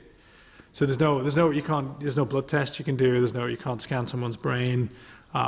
These are kind of collections of behaviour, and because I'm conscious this is live or this is recorded. I don't want anyone to think that that's what I'm suggesting, that you take blood and you sample these people. No, I understand that. I want to put that on the record, but because I'd be misconstrued quite often, and I want to put that on the record today, that's not what I believe in all of this. What I'm saying is that there is we all live different lifestyles than we did 30 years ago. Our habits are different, and there's all sorts of different things happening that didn't happen 30, 40, 50 years ago. And one of the things, and I have to back the chair on this one, and I'm sure you're probably experienced that, as you've said, if you're a father of a child with autism. My 3 nephews are super intelligent. It's social interactions they're difficulty. The intelligence, one of them went to university. The intelligence is beyond belief, but it's the interaction in terms of the other children. So, whilst there is people listening to these debates, I'm not underestimating the intelligence of these special children have. What I'm really concerned is that regardless of what other conditions are out there, and it's maybe easier talking about other conditions, that every other expertise is looking at actually what the root cause of the problem is or the issue. So people are born with all sorts of different conditions and that manifest in later life. And all those other academics are looking at what is the cause as well as how do we treat the issue. What I'm concerned about autism and about seeing the spike, and once I accept what you're saying, that some things have went down, but autism has went up. I don't think they're going at the same rate. And I think there has to be something. I think more focus has to be done to try and actually continue to spend money to try and treat the symptom and actually try and direct some of the efforts towards getting to the root cause of the problem. And that's not taking away or demeaning any of those people because, as I say, my sister-in-law, whenever her son was diagnosed, went through a terrible time. And then number 2 came, diagnosed. And then number 3 child come, diagnosed. 3 boys. Now, no one can convince me that that's just routine, just luck of the draw.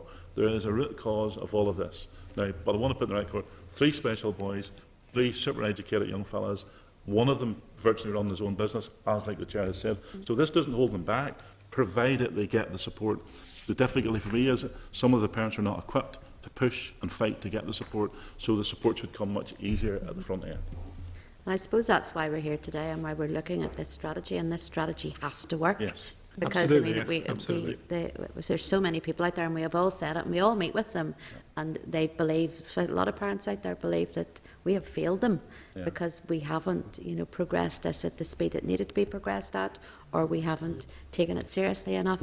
But, I mean, I think if anybody's listening to this today who is a parent or a teacher or whatever that may, or a health professional that works in this field, there's hope that this strategy and implementing this strategy needs to go some way to alleviating those concerns. No, I think I mean, you know yourself, Chris. You've said it. You're a parent of a child on the spectrum. So you have an interest there also. To see that conflict this of works. interest, you might say. But I mean, I think we're understanding as a system better all the time how to support people, with various different conditions. I mean, we're talking about autism today, but just across the spectrum of people with needs, and also the importance of making that a broader societal thing as well. So it's not just about managing risk and keeping people safe from harm. It's also about, if you sort of take the human rights part of this, helping people live fulfilling lives in the community. Potential. Yeah, absolutely. And autism is one of those conditions where people have the potential to do extremely well in society. And if the system's holding them back, then the system is failing them massively. If we're not making clear, look, you can still succeed. This doesn't have to hold you back one bit. That has to be part of the solution here. And that's much more broadly based than a medical or a clinical solution. Mark? Thank you, Chair, and thanks for the presentation again. Apologies, I was a few minutes late as well. I think there's a lot of very positive stuff in what you have been saying today, particularly like the promise, I suppose, that support in the future isn't going to be predicated on diagnosis in the new model, and that will be music to the ears of many. Other contributors have referred to the issues around diagnosis, and I know from speaking to parents in my own constituency, there's sometimes a suspicion that things are just not diagnosed, or children aren't diagnosed as being autistic, and you're told, oh, they just have autistic traits. And there is, like I say, a wee suspicion that diagnosis is sometimes avoided, so the same level of support services might not necessarily be required. And I know you touched on support services there, like speech and language therapy and occupational therapy, but sadly they're severely lacking as well. And I know that's, well, it's not your responsibility, but it is our problem. It's a related point, yeah. No. It is all our problem. Obviously, there's been a huge increase in demand for services, and it's hard to manage that without there being a huge increase in delay of services as well. I was wondering, just there are a lot of groups out there, or well, certainly some groups, and again, I'm aware of some of my own constituency, POCA, that's the parents of older children with autism. There's Pete as well, Nat, who do really good work, and in many cases I think are picking up the slack or making up for the lack of services, statutory services. Just wondering, in terms of the department's relationship with these groups, what they do to assist, either financially or practically. Well, I don't have the detail of any sort of specific grants that we provide, but I know that some of the trusts, that's probably the case, but I think some of the trusts do commission services from some of the larger groups out there, and I know they do. I mean, autism is one of those areas where you have sort of extremely active and extremely knowledgeable groups and support groups and charities and so on who do tremendous work and keep us quite properly on our toes, and have a huge amount to contribute, both in terms of the revised model, but also our understanding of how this sits in the sort of broader societal aspect of this as well. So, those groups who are supporting families coming to terms with autism, thinking about, well, what does that mean for my child's future? There are things that the health service can help with, and there are other things that are beyond really the sort of clinical or medical model, but can be fed into the sort of broader strategy. So I think there's a big opportunities to improve and extend our relationships there. But on the funding point, I'll have to get back to you next. I don't know exactly what that is. Yeah. Well, Can I just come in on that, on a point on that to do with the relationship? I mean, you know, I'm a member of the all-party group. Sure. And I know with the sort of the two main autism voluntary sector charities, they would say that the relationship should be better. And they would want it to be better because they have a lot of expertise. They have many years of expertise. So just to follow on from Mark's point there, you know, I think that is something that we don't always, as legislators or as departments or whatever, use that knowledge and that skill base to the very best, to the advantage. Sometimes it is used and sometimes it's abused, and well, it's taken for granted. That does happen as well, but we do have some very good charities across the board, not just in autism, but across the board, who have real superior knowledge because it's their field, it's what they do, and we don't always utilise it as much as we should in the knowledge base. I mean, I think that's a fair point. And the sector also reflects the various different theories and attitudes around autism as well. So, I mean, some of what we've discussed today has shown the things that we don't really understand very well about autism, and there's research and there's science going on into it, but it hasn't taken us as far as I think we would have liked. And the sector around autism kind of reflects very passionate, very engaged people. But who have sometimes very different perspectives on that. Now that's, in some ways that can be difficult to manage, but it can also be very helpful because what you get is a good kind of rounded overall view of what's going on and what the reality is. But yeah, I think we probably need to do a better job of marshalling that and engaging with that. And I think the review and the development of a new strategy gives us an opportunity to do that. Sorry, Mark. No problem at all. You came in support of me, so that's always welcome. Again, the desire to, I suppose, increase that or support during that transition from childhood to young adulthood, I think that will be very welcome. And Trevor's right, when he was talking about cause, I did whisper the word hereditary to him. That's because I didn't want to ask a stupid question. Trevor normally doesn't mind asking. But it was just the issue of if we have so many children coming through now with autism, they will become young adults with autism.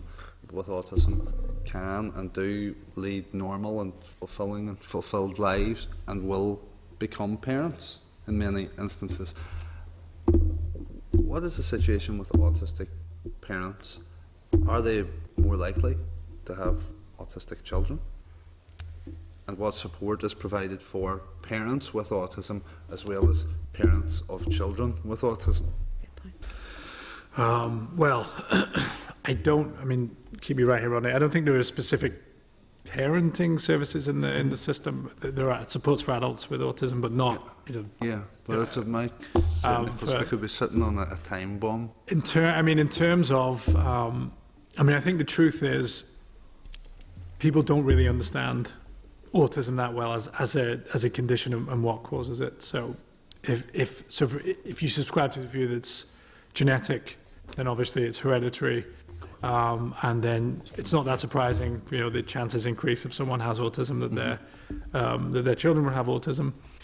So that sort of tends to subscribe to the view of the world that the amount of autism, because that's the sort of label for it in the population, has always been stable. We've just got better at identifying it and dealing with it. There is also the counter view that there is some somatic cause of it in the environment. Now, no one's really, there's the speculation around whether it's inoculations or some other cause. Now, there's no evidence that that's the case. And you get to the point where speculation becomes kind of counterproductive. Mm-hmm. So from the point of view of the department, our primary... No, I'm not. And I know that you're not. But I think what I'm trying to do is kind of help you understand where we're coming from on this, because it's not to say that we're uninterested in whether or not someone will determine what the issue is, what the cause is, if there is one. It's just in terms of identifying future demand. Yeah. So it's the prevalence. What do the prevalence figures tell us? Why are our prevalence figures different from other jurisdictions that we would think we would be comparable to? Are there systemic causes for that? There are all those things that are in the background of the things that we talk about, the things that we consider. But obviously our primary duty is having diagnosed or is having a need, regardless of what drives it, whether it's ADHD, autism, or something else, that we have services in place to support those people to live as fully as they can in the community and to engage in the curriculum. And the cause of that, what the underlying reason for the increase is of interest to us, but it's less of a priority than kind of dealing with the people that present to the service. Yeah, but it's in terms of predicting future demand. Yeah, yes. And there are various ways you can do that as well. I mean, so the way we can predict demand now is to look at the trend so you can plot demand over time, and that's a pretty good indicator. Now, when we first set up these services, we used current demand as an indicator. Now, current demand at that time looked broadly to indicate a prevalence rate similar to other jurisdictions. So the people that set the service up and determined the capacity felt fairly confident in setting up at that capacity. Now, what happened then is that it increased fairly rapidly over that sort of couple of years and outstripped our ability to keep up. Rodney's given some potential reasons for that, but the truth is no one is really clear about exactly whether there is one cause or many causes of that. It could just be that people are more aware of it. It could be that our schools have got much better at identifying people who need support, and autism was the most obvious place to put them into. There are many potential reasons for it. But as I say, our goal now is to deal with the situation we face. If we can gain a greater understanding of those more underlying things, that's plenty tremendous. on your plate. But it's also an area of some considerable scientific controversy, and there's probably not enough science being deployed in that area to really help us kind of determine really what's going on behind the scenes. Probably not enough money for pharmaceutical companies, isn't it? Sorry, just before you go on there, did you want to come in as a quick supplementary remark? Mark, I'll let you know. I just want to come back at my friend about my silly question. Didn't think you would let it slide. Oh, right, okay. I think he followed it up with a sillier question, because when you talk about equipping parents for later in life, I actually think that is a silly question. I think guide dogs have led the way in relation to this, and they've got a service called habilitation. Now, habilitation is not about habilitating parents, it's about habilitating the young people themselves. So what's the point? This is where his question was silly. What's the purpose on actually learning parents to deal with the issue as the children get older, rather than learning the children themselves? Teaching? Teaching or otherwise. Because I know my brother, for example, with his eldest, and they're in their early 20s now, so he's looking for a place to buy for them to let them set up their own home.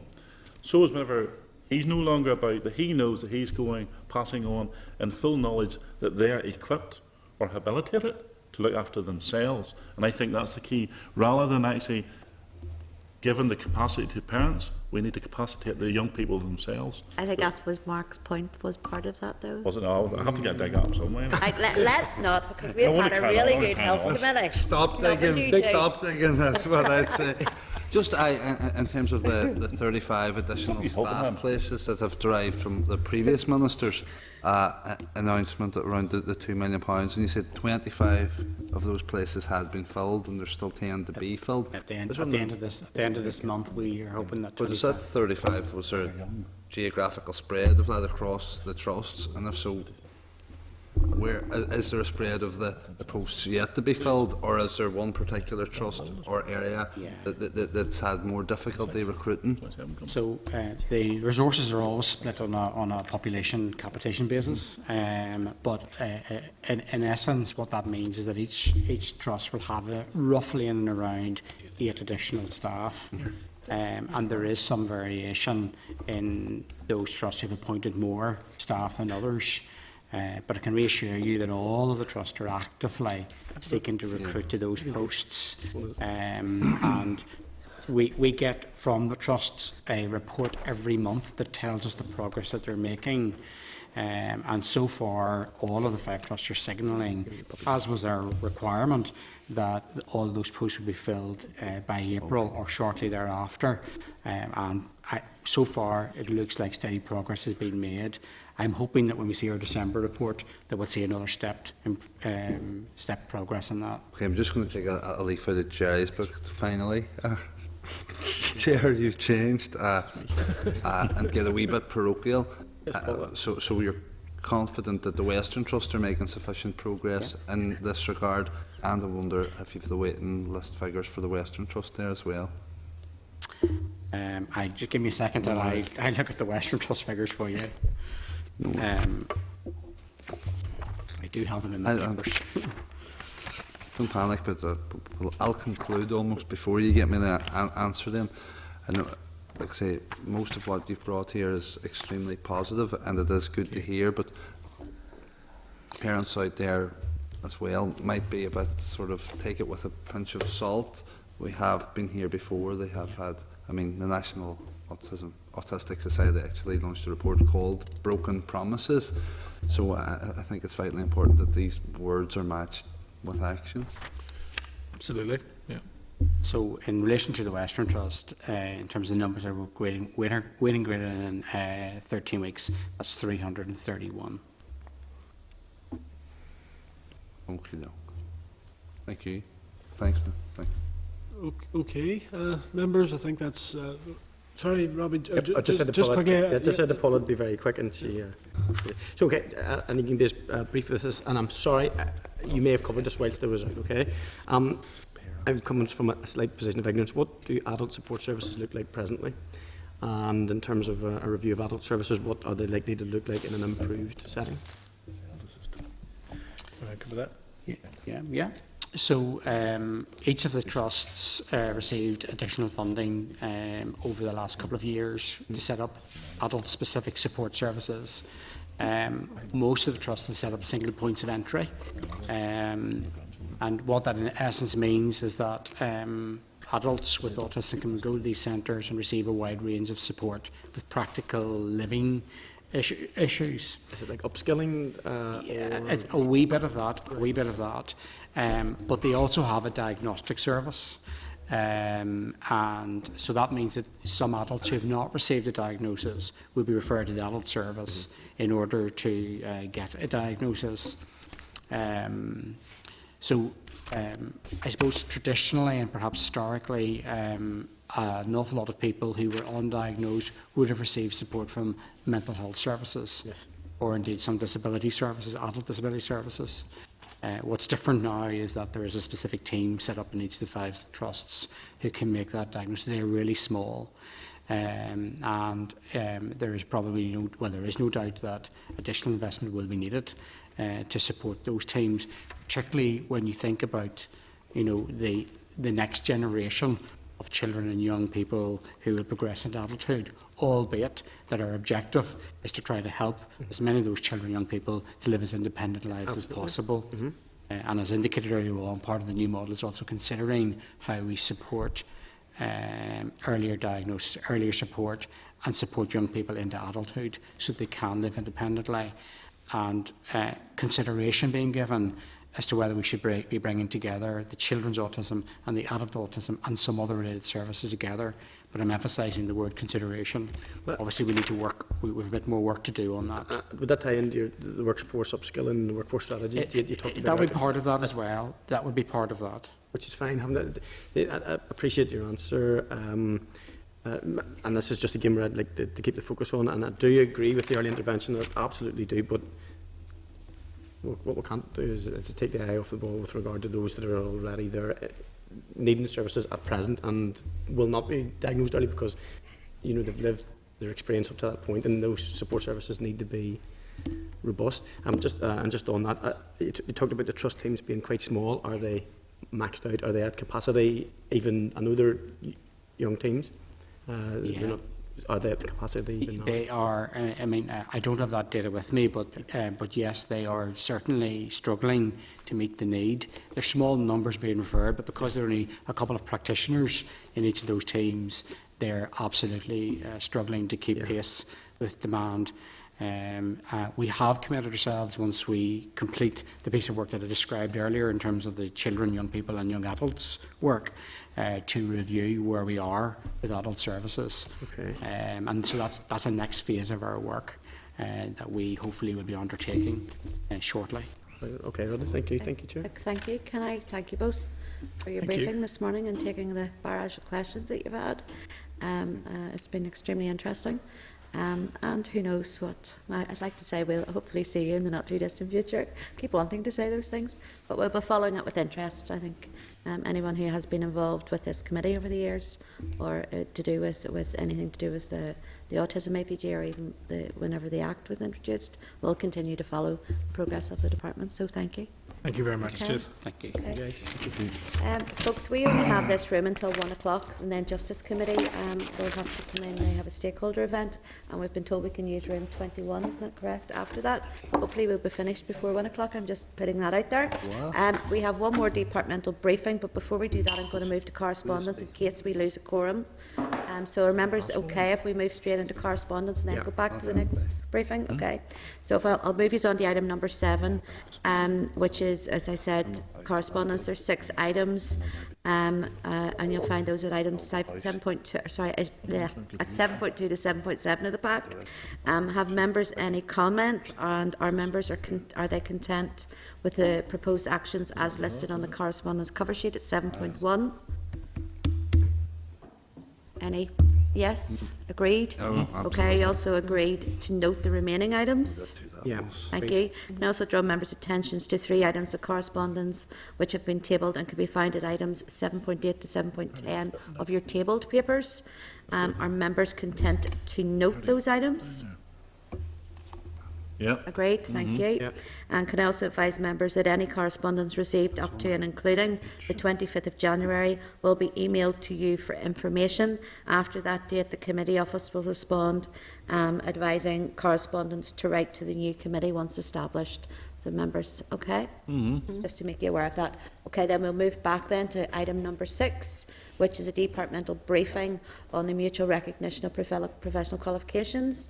Members will find, can advise members that department officials are here today to brief members on the mutual recognition of professional qualifications EU directive and the transposing regulations.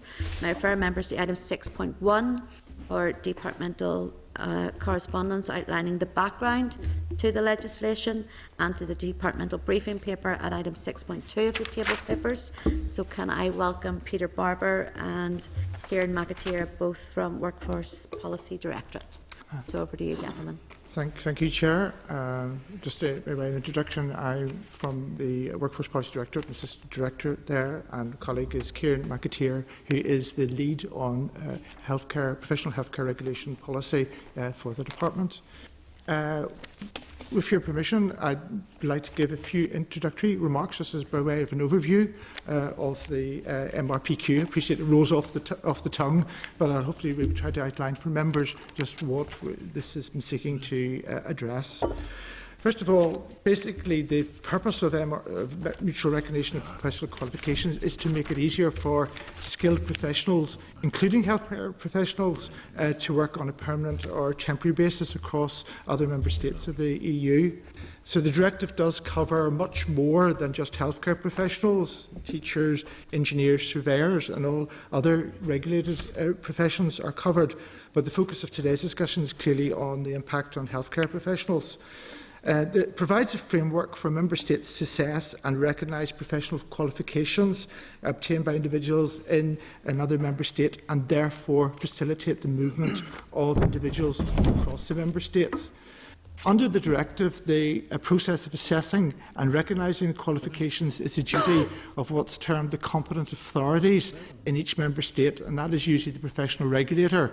So in the UK terms, that would be the General Medical Council, or GMC, Inspector of Doctors, or Nursing and Midwifery Council, or NMC for nurses and midwives. There are 2 different systems for recognising qualifications, and these interplay into how this directive works. Firstly is what's called the automatic system, and that means the professions in the automatic system, sometimes also known as sectoral professions, have harmonised or standardised qualification standards, which have been recognised and agreed in advance by member states across the European Union, and they're actually set out in Annex 5 of the directive. And so that provides a framework for regulators dealing with those applications. Within the framework of the directive, therefore, these professionals have an automatic right to have their qualifications recognised by the regulator in the host or the receiving member state. So that would cover, for purposes of healthcare, doctors, dentists, nurses, midwives and pharmacists. It does not include social workers who are out with that system. They come in what's called the general system, and that includes all other regulated professions. They don't have this common framework, and that means professionals seeking to work in another member state under this system will have to have their application assessed on a case-by-case basis by the host regulator. Regulated healthcare professionals working in the UK, including those working locally in HSC, must be registered with the relevant regulatory body in order to practice their profession. The healthcare regulators, through their respective registration processes, decide who to admit to the professional registers and therefore who can practice in the profession. For this reason, in order to transpose this directive, it was necessary to make amendments to the legislation of the relevant regulators. The original directive, the MRPQ, came into force back in 2007, and regulators have been processing applications since then. However, following a review by the European Commission, a revised text was formally agreed by the European Parliament in November 2013. The key principles of the directive remain unchanged, but the purpose of the revisions was to streamline the process of assessing applications and to make better use of technology, for example, the European Union Commission's web-based systems. The revised directive, has now been fully transposed at member state level, and therefore applies across the UK. There are no provisions that apply specifically to professionals practising in Northern Ireland. The provisions in the revised directive which affect healthcare professions have been transposed in two ways. If you forgive me just a minute or two just to explain this.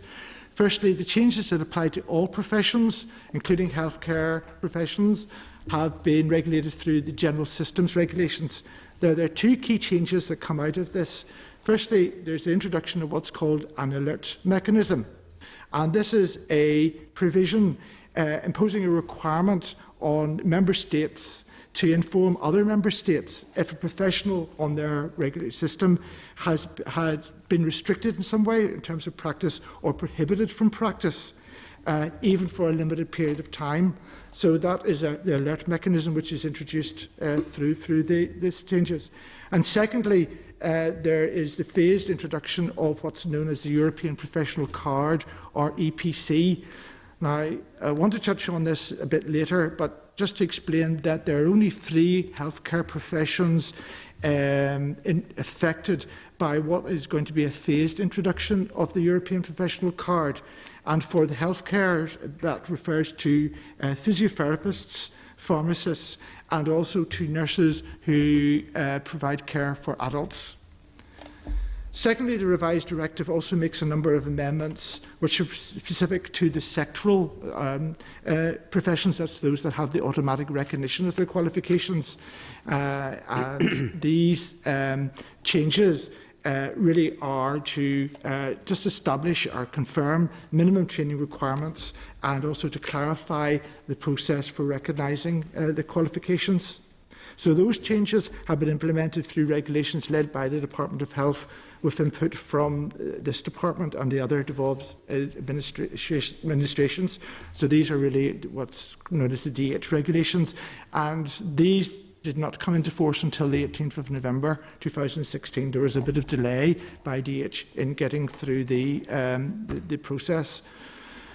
In working with DH England, we've paid particular attention to amendments made to the legislation underpinning the Pharmaceutical Society of Northern Ireland, because the regulation of pharmacists is in Northern Ireland is something that falls to a local regulator, unlike the rest of the healthcare professions which are managed across the UK.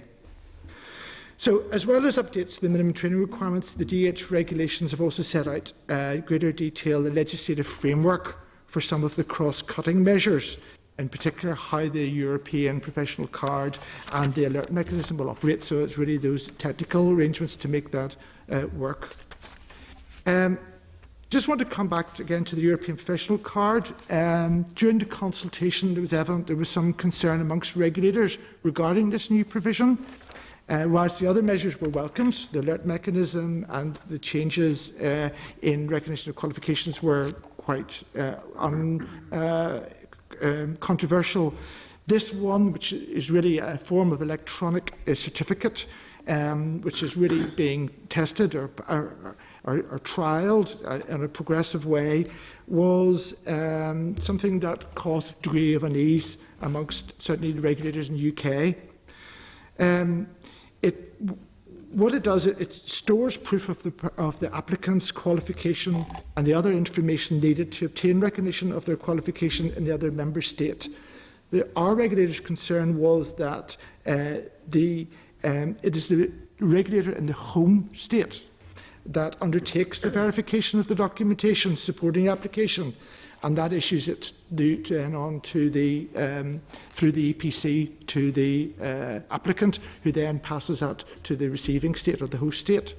So it means that when presented to the UK regulator, including, I suppose, for us as well, the Pharmaceutical Society of Northern Ireland, the host regulator doesn't have explicit powers in the directive to take any background check, further checking behind that EPC. So they have limited ability. There are some provisions in which, if they have due cause, they can refuse or challenge, but there is a limited ability to do that. So the majority of cases is expected that these will be accepted. So that was a matter of a degree of concern. But I suppose we would say we are at early stages in the implementation of that provision. Certainly we have checked in respect of the pharmacy profession, and we know that no applications using the EPC route have yet come through. But it's something that we understand the EU is intending to keep under review. And in the meantime, anyway, other means of paper-based transfer of applications are still operating. So that was a bit of degree of controversy within this, and partly explained a bit of delay in getting the full transposition by means of the DH regulations. But generally, it's the revision to the directive has been received positively. Okay, thank you. If that's whetted your appetite. So it is. I think I understand it slightly better now than what I did earlier, I think. Just a couple of short questions. It's just the EPC, you'd say it's only 3 of the... Why is it only my stupid I think they were just looking at bringing it on a progressive basis. Okay, so they intend to roll that out. They intend to roll it out, and as I say, I think they recognise that it's using new technology, it's trialling, in the sense, they don't call it a formal trial, it's intention to be a progressive rolling out of this, but they have selected those 3, I mentioned pharmacists, physiotherapists, and nurses looking after adults, not mental health or child nurses. I mean, I can see all of that being very effective. I worked in the healthcare before I became an MLA, so I can understand the reasoning behind it. And the alert mechanism as well, which is a really very good idea, because we have heard various stories over the years of people who have travelled from other countries to... and I mean, in a sense that it doesn't obviate the responsibility on regulators and indeed employers to take their wider due diligence in terms of if they're employing somebody, but it is an extra mechanism which helps, given that, I suppose, as well, the directive is related to the movement of individuals around the EU and seeking to facilitate that, which is obviously something that we in the department would also look upon positively, given the fact that we are quite happy to and welcome those who are making a contribution from other member states to delivery of healthcare in HSC. Do you think this will make it easier for? Well, it's something to help to facilitate that, and I think certainly the provisions that were related to the recognising of qualifications and those standards, in a sense, that was an easy thing for the UK to meet I think it's bringing up some of the other states up to that same standard. Yeah, exactly. So it's lifting everybody else's boat up to standard. So I think those provisions are the ones that we can accept. It's quite interesting then that could be one of the reasons why social work isn't included in that, because it's seen very differently in different parts of the world. Yeah, well, different types of qualification for it. It is, and we understand in the consultation response, the social care did point out the fact that it is viewed differently in different countries, and so. And I think we would, Great Britain, UK would be one of the highest for standards. Within that. That's right. So there are different dynamics at work. And they go through, as Peter said, they go through that general systems process then and assessed on a case-by-case basis to satisfy ourselves that the practitioners have due competence. And yeah, I suppose one other question then is just with Brexit, and what way do you see that affecting this? Well, clearly it's early stages in terms of very early stages. Very early stages. But we know the objective that the then First Minister and Deputy First Minister set out in terms of Brexit or EU exit, that there would really be no impact in terms of movement of individuals across the island of Ireland. And clearly our Minister has also expressed a view in terms of their document delivering together, looking forward to transformation of services, just the opportunities to have solutions to healthcare issues on an all-island basis that will involve greater cooperation and movement. So that's clearly an objective that we will want to see firmly logged in the wider negotiations and discussions that are going on, or will be going on, about Brexit, just to address that. We have obviously clear lines of communication with the various regulators who are obviously expressing those views specifically, because they have great number of concerns as to how the whole situation is going to evolve. But clearly we have a specific interest here in terms of the land border, and we will be ensuring that that particular dimension, because it affects both movement of healthcare professionals, of whom we are very reliant, not least, for example, in terms of clinical academics, as indeed nurses and other professions, but also as well potentially training in future as well on the island. So we're obviously, I suppose the best thing to say, Chair, is trying. Services as well. Pardon me? With shared services as well. Yeah, well, exactly. Say looking at the vision that the Minister has set out in delivering together and potential expansion of that. So all I can say is that we are very vigilant to that and putting that onto the agenda, and as the mechanisms develop to discuss these matters, we'll be obviously anxious to ensure that these are specifically addressed, given Northern Ireland's very clear and perhaps a unique interest. Okay, thank you. Joanne, you wanted to come in? Yeah, thanks, Chair. Thank you for your briefing. You say that the changes affect doctors, dentists, nurses, midwives, physiotherapists and pharmacists. So can I ask them what work will the department undertake to make sure that employers are aware of the implications of the changes? And again, regarding Northern Ireland, you said that Northern Ireland was included in the London consultation and that the Pharmaceutical Society have responded. Yeah. I was going to ask, were there any Northern Ireland specific drafting changes proposed or applied for following the consultation? Because I note you said, Peter, no provision specifically for Northern Ireland. So was there any specific applied for with regards to drafting or change with the consultation? Right, yes. Yeah. Sorry, can you want to come in on the scenario? Yeah, we work very closely with our own Departmental Solicitor's Office on the changes transposed to the Pharmacy Order, the 1976 Pharmacy Order. And whilst the policy intent of the directive was transposed similarly for both pharmacists and GB and in Northern Ireland, there were a number of technical drafting changes, and we work in quite a lot of detail, as I say, with our own departmental solicitor and with the policy and legal colleagues in Department of Health in England to ensure that we were transposing those as best and as far as we could do, equally for all pharmacists, given some variances in the legislation. Okay. Yeah. And just the point you're saying about the operation of this, I think it's just clear to understand this is regarding the recognition of the qualifications. That is just one aspect of the various, the issues regarding character, professional conduct, and other things which are part of the, the recognition and transfer of somebody onto a register. So clearly, the regulators would be responsibility for implementing all of those provisions as well. This is about the qualifications element of access to register.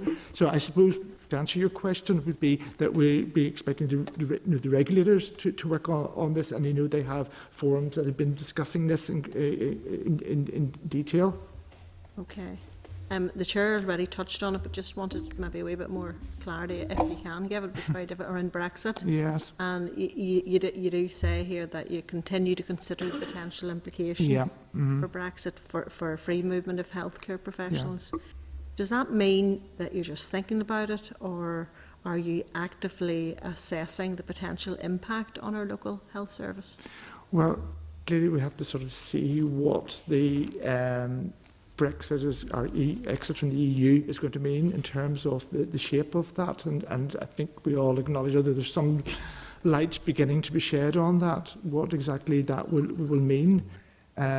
So I think I'm aware that there are forums being developed across the UK to begin to consider and roundtables and discussions amongst officials and regulators. Are you actively assessing? As I say, we are involved in that process, absolutely, and because, as you mentioned, we recognise that we have very, very specific issues there in terms of our land border, and also ensuring that objective that is set in terms of maintaining that.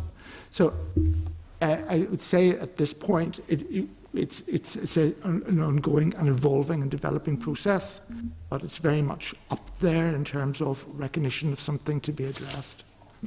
Okay. Finally, my last point then, what changes, if any, will be felt by nurses who previously worked in the public sector but who choose to go, for example, to private care home sector? Will there be any change for them, and will their qualifications be fully transferable? Yeah, well, this is yes, absolutely is regarding recognition onto the register, and that's to say where the regulations deal with what is recognised as by way of qualifications to and should be accepted by regulators. So they can transport those those qualifications into the private sector. Then? Well, in a sense, this is about them maintaining on the register. Provided they continue to be registered with the NMC, the National Midwifery Council. Right. I can't see that there's any difference. I had an issue with a nursing home where the nurse wasn't able to administer medication to a patient. They had to wait on an out-of-hours doctor, and as a result, that patient, was gravely ill with it because there was an issue of moving from over to the private sector, and she said it wasn't the home transportable, the qualifications. You saying that's not the case then? Certainly in regulatory terms now, in terms of requirements to register with the NMC, I can't envisage a scenario where that would be a particular regulatory issue. Okay. It may have been a local procedural issue at that particular. She wasn't allowed to administer. They had to wait on an out-of-hours doctor who was already overstretched. It took a lengthy time. But I'm just wondering with this new, had she been in the public sector, it wouldn't have been a problem. But because she's moved over. Well, as far as I regard this is about registration, and it should be blind to whether it's public sector or voluntary or whatever. So it's really it's a registration matter. Maybe delve a bit further then to check that out. Yeah, certainly. Okay. Thank you. Thanks, Chair. Okay, no other members have indicated to come in. Can I thank you, Peter and Kieran? Thank you for your time today. Our last witness so far at the last health committee. Right, okay. Well, so, thank you. Thank you very much. Thank you. Thank you. Okay. Okay, members, we have done item 7, so we'll move on to item 8, which is the Forward Work Programme. All I'm asking members is to do to note this went out before the Secretary of State's announcement. So can I ask members, are you content just to note this? Yes. Thank you very much. Item number 9 is any other business? Any other business, members? Nope. Okay, then I'll move on to date, time and place of next meeting. In view of the Secretary of State's announcement that the Assembly will dissolve on the 26th of January, no further meeting is scheduled at this time unless we have an emergency one should arise between now and then. Can I just, before finish, can I thank members? I think we discussed it in our closed session earlier. I thank members for being non-political, which I think we have within this committee. It has made my job very easy to chair this committee. I think we showed a real respect for one another. We showed a real degree of wanting to put our shoulder behind the wheel to make health work in this mandate. So I don't think I don't want to let that go without saying that. And I thank you all for that. And I suppose I just want to put on the record that I wish you all well. And who knows what this place will look like whenever we come back. Who knows how many of us will be here and what we'll be doing. But from a personal perspective, I want to wish you all well. Thank you, Okay. Chair. Likewise, Chair. Thank you. Just to suppose,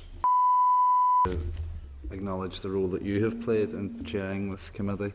It hasn't been as long a tenure as I'm sure you would have liked, or we would have liked, or that we would have needed in terms of doing the work that we set out to do in our first meeting here of this health committee. But just to thank you for the role that you have played. You've always been a very fair and a positive influence as chair. Thank you. Yes. Thank you, Mark. And hard when you needed to be as well. You didn't really get the hard as well, which needs to be. Thank you, folks. Thank you. This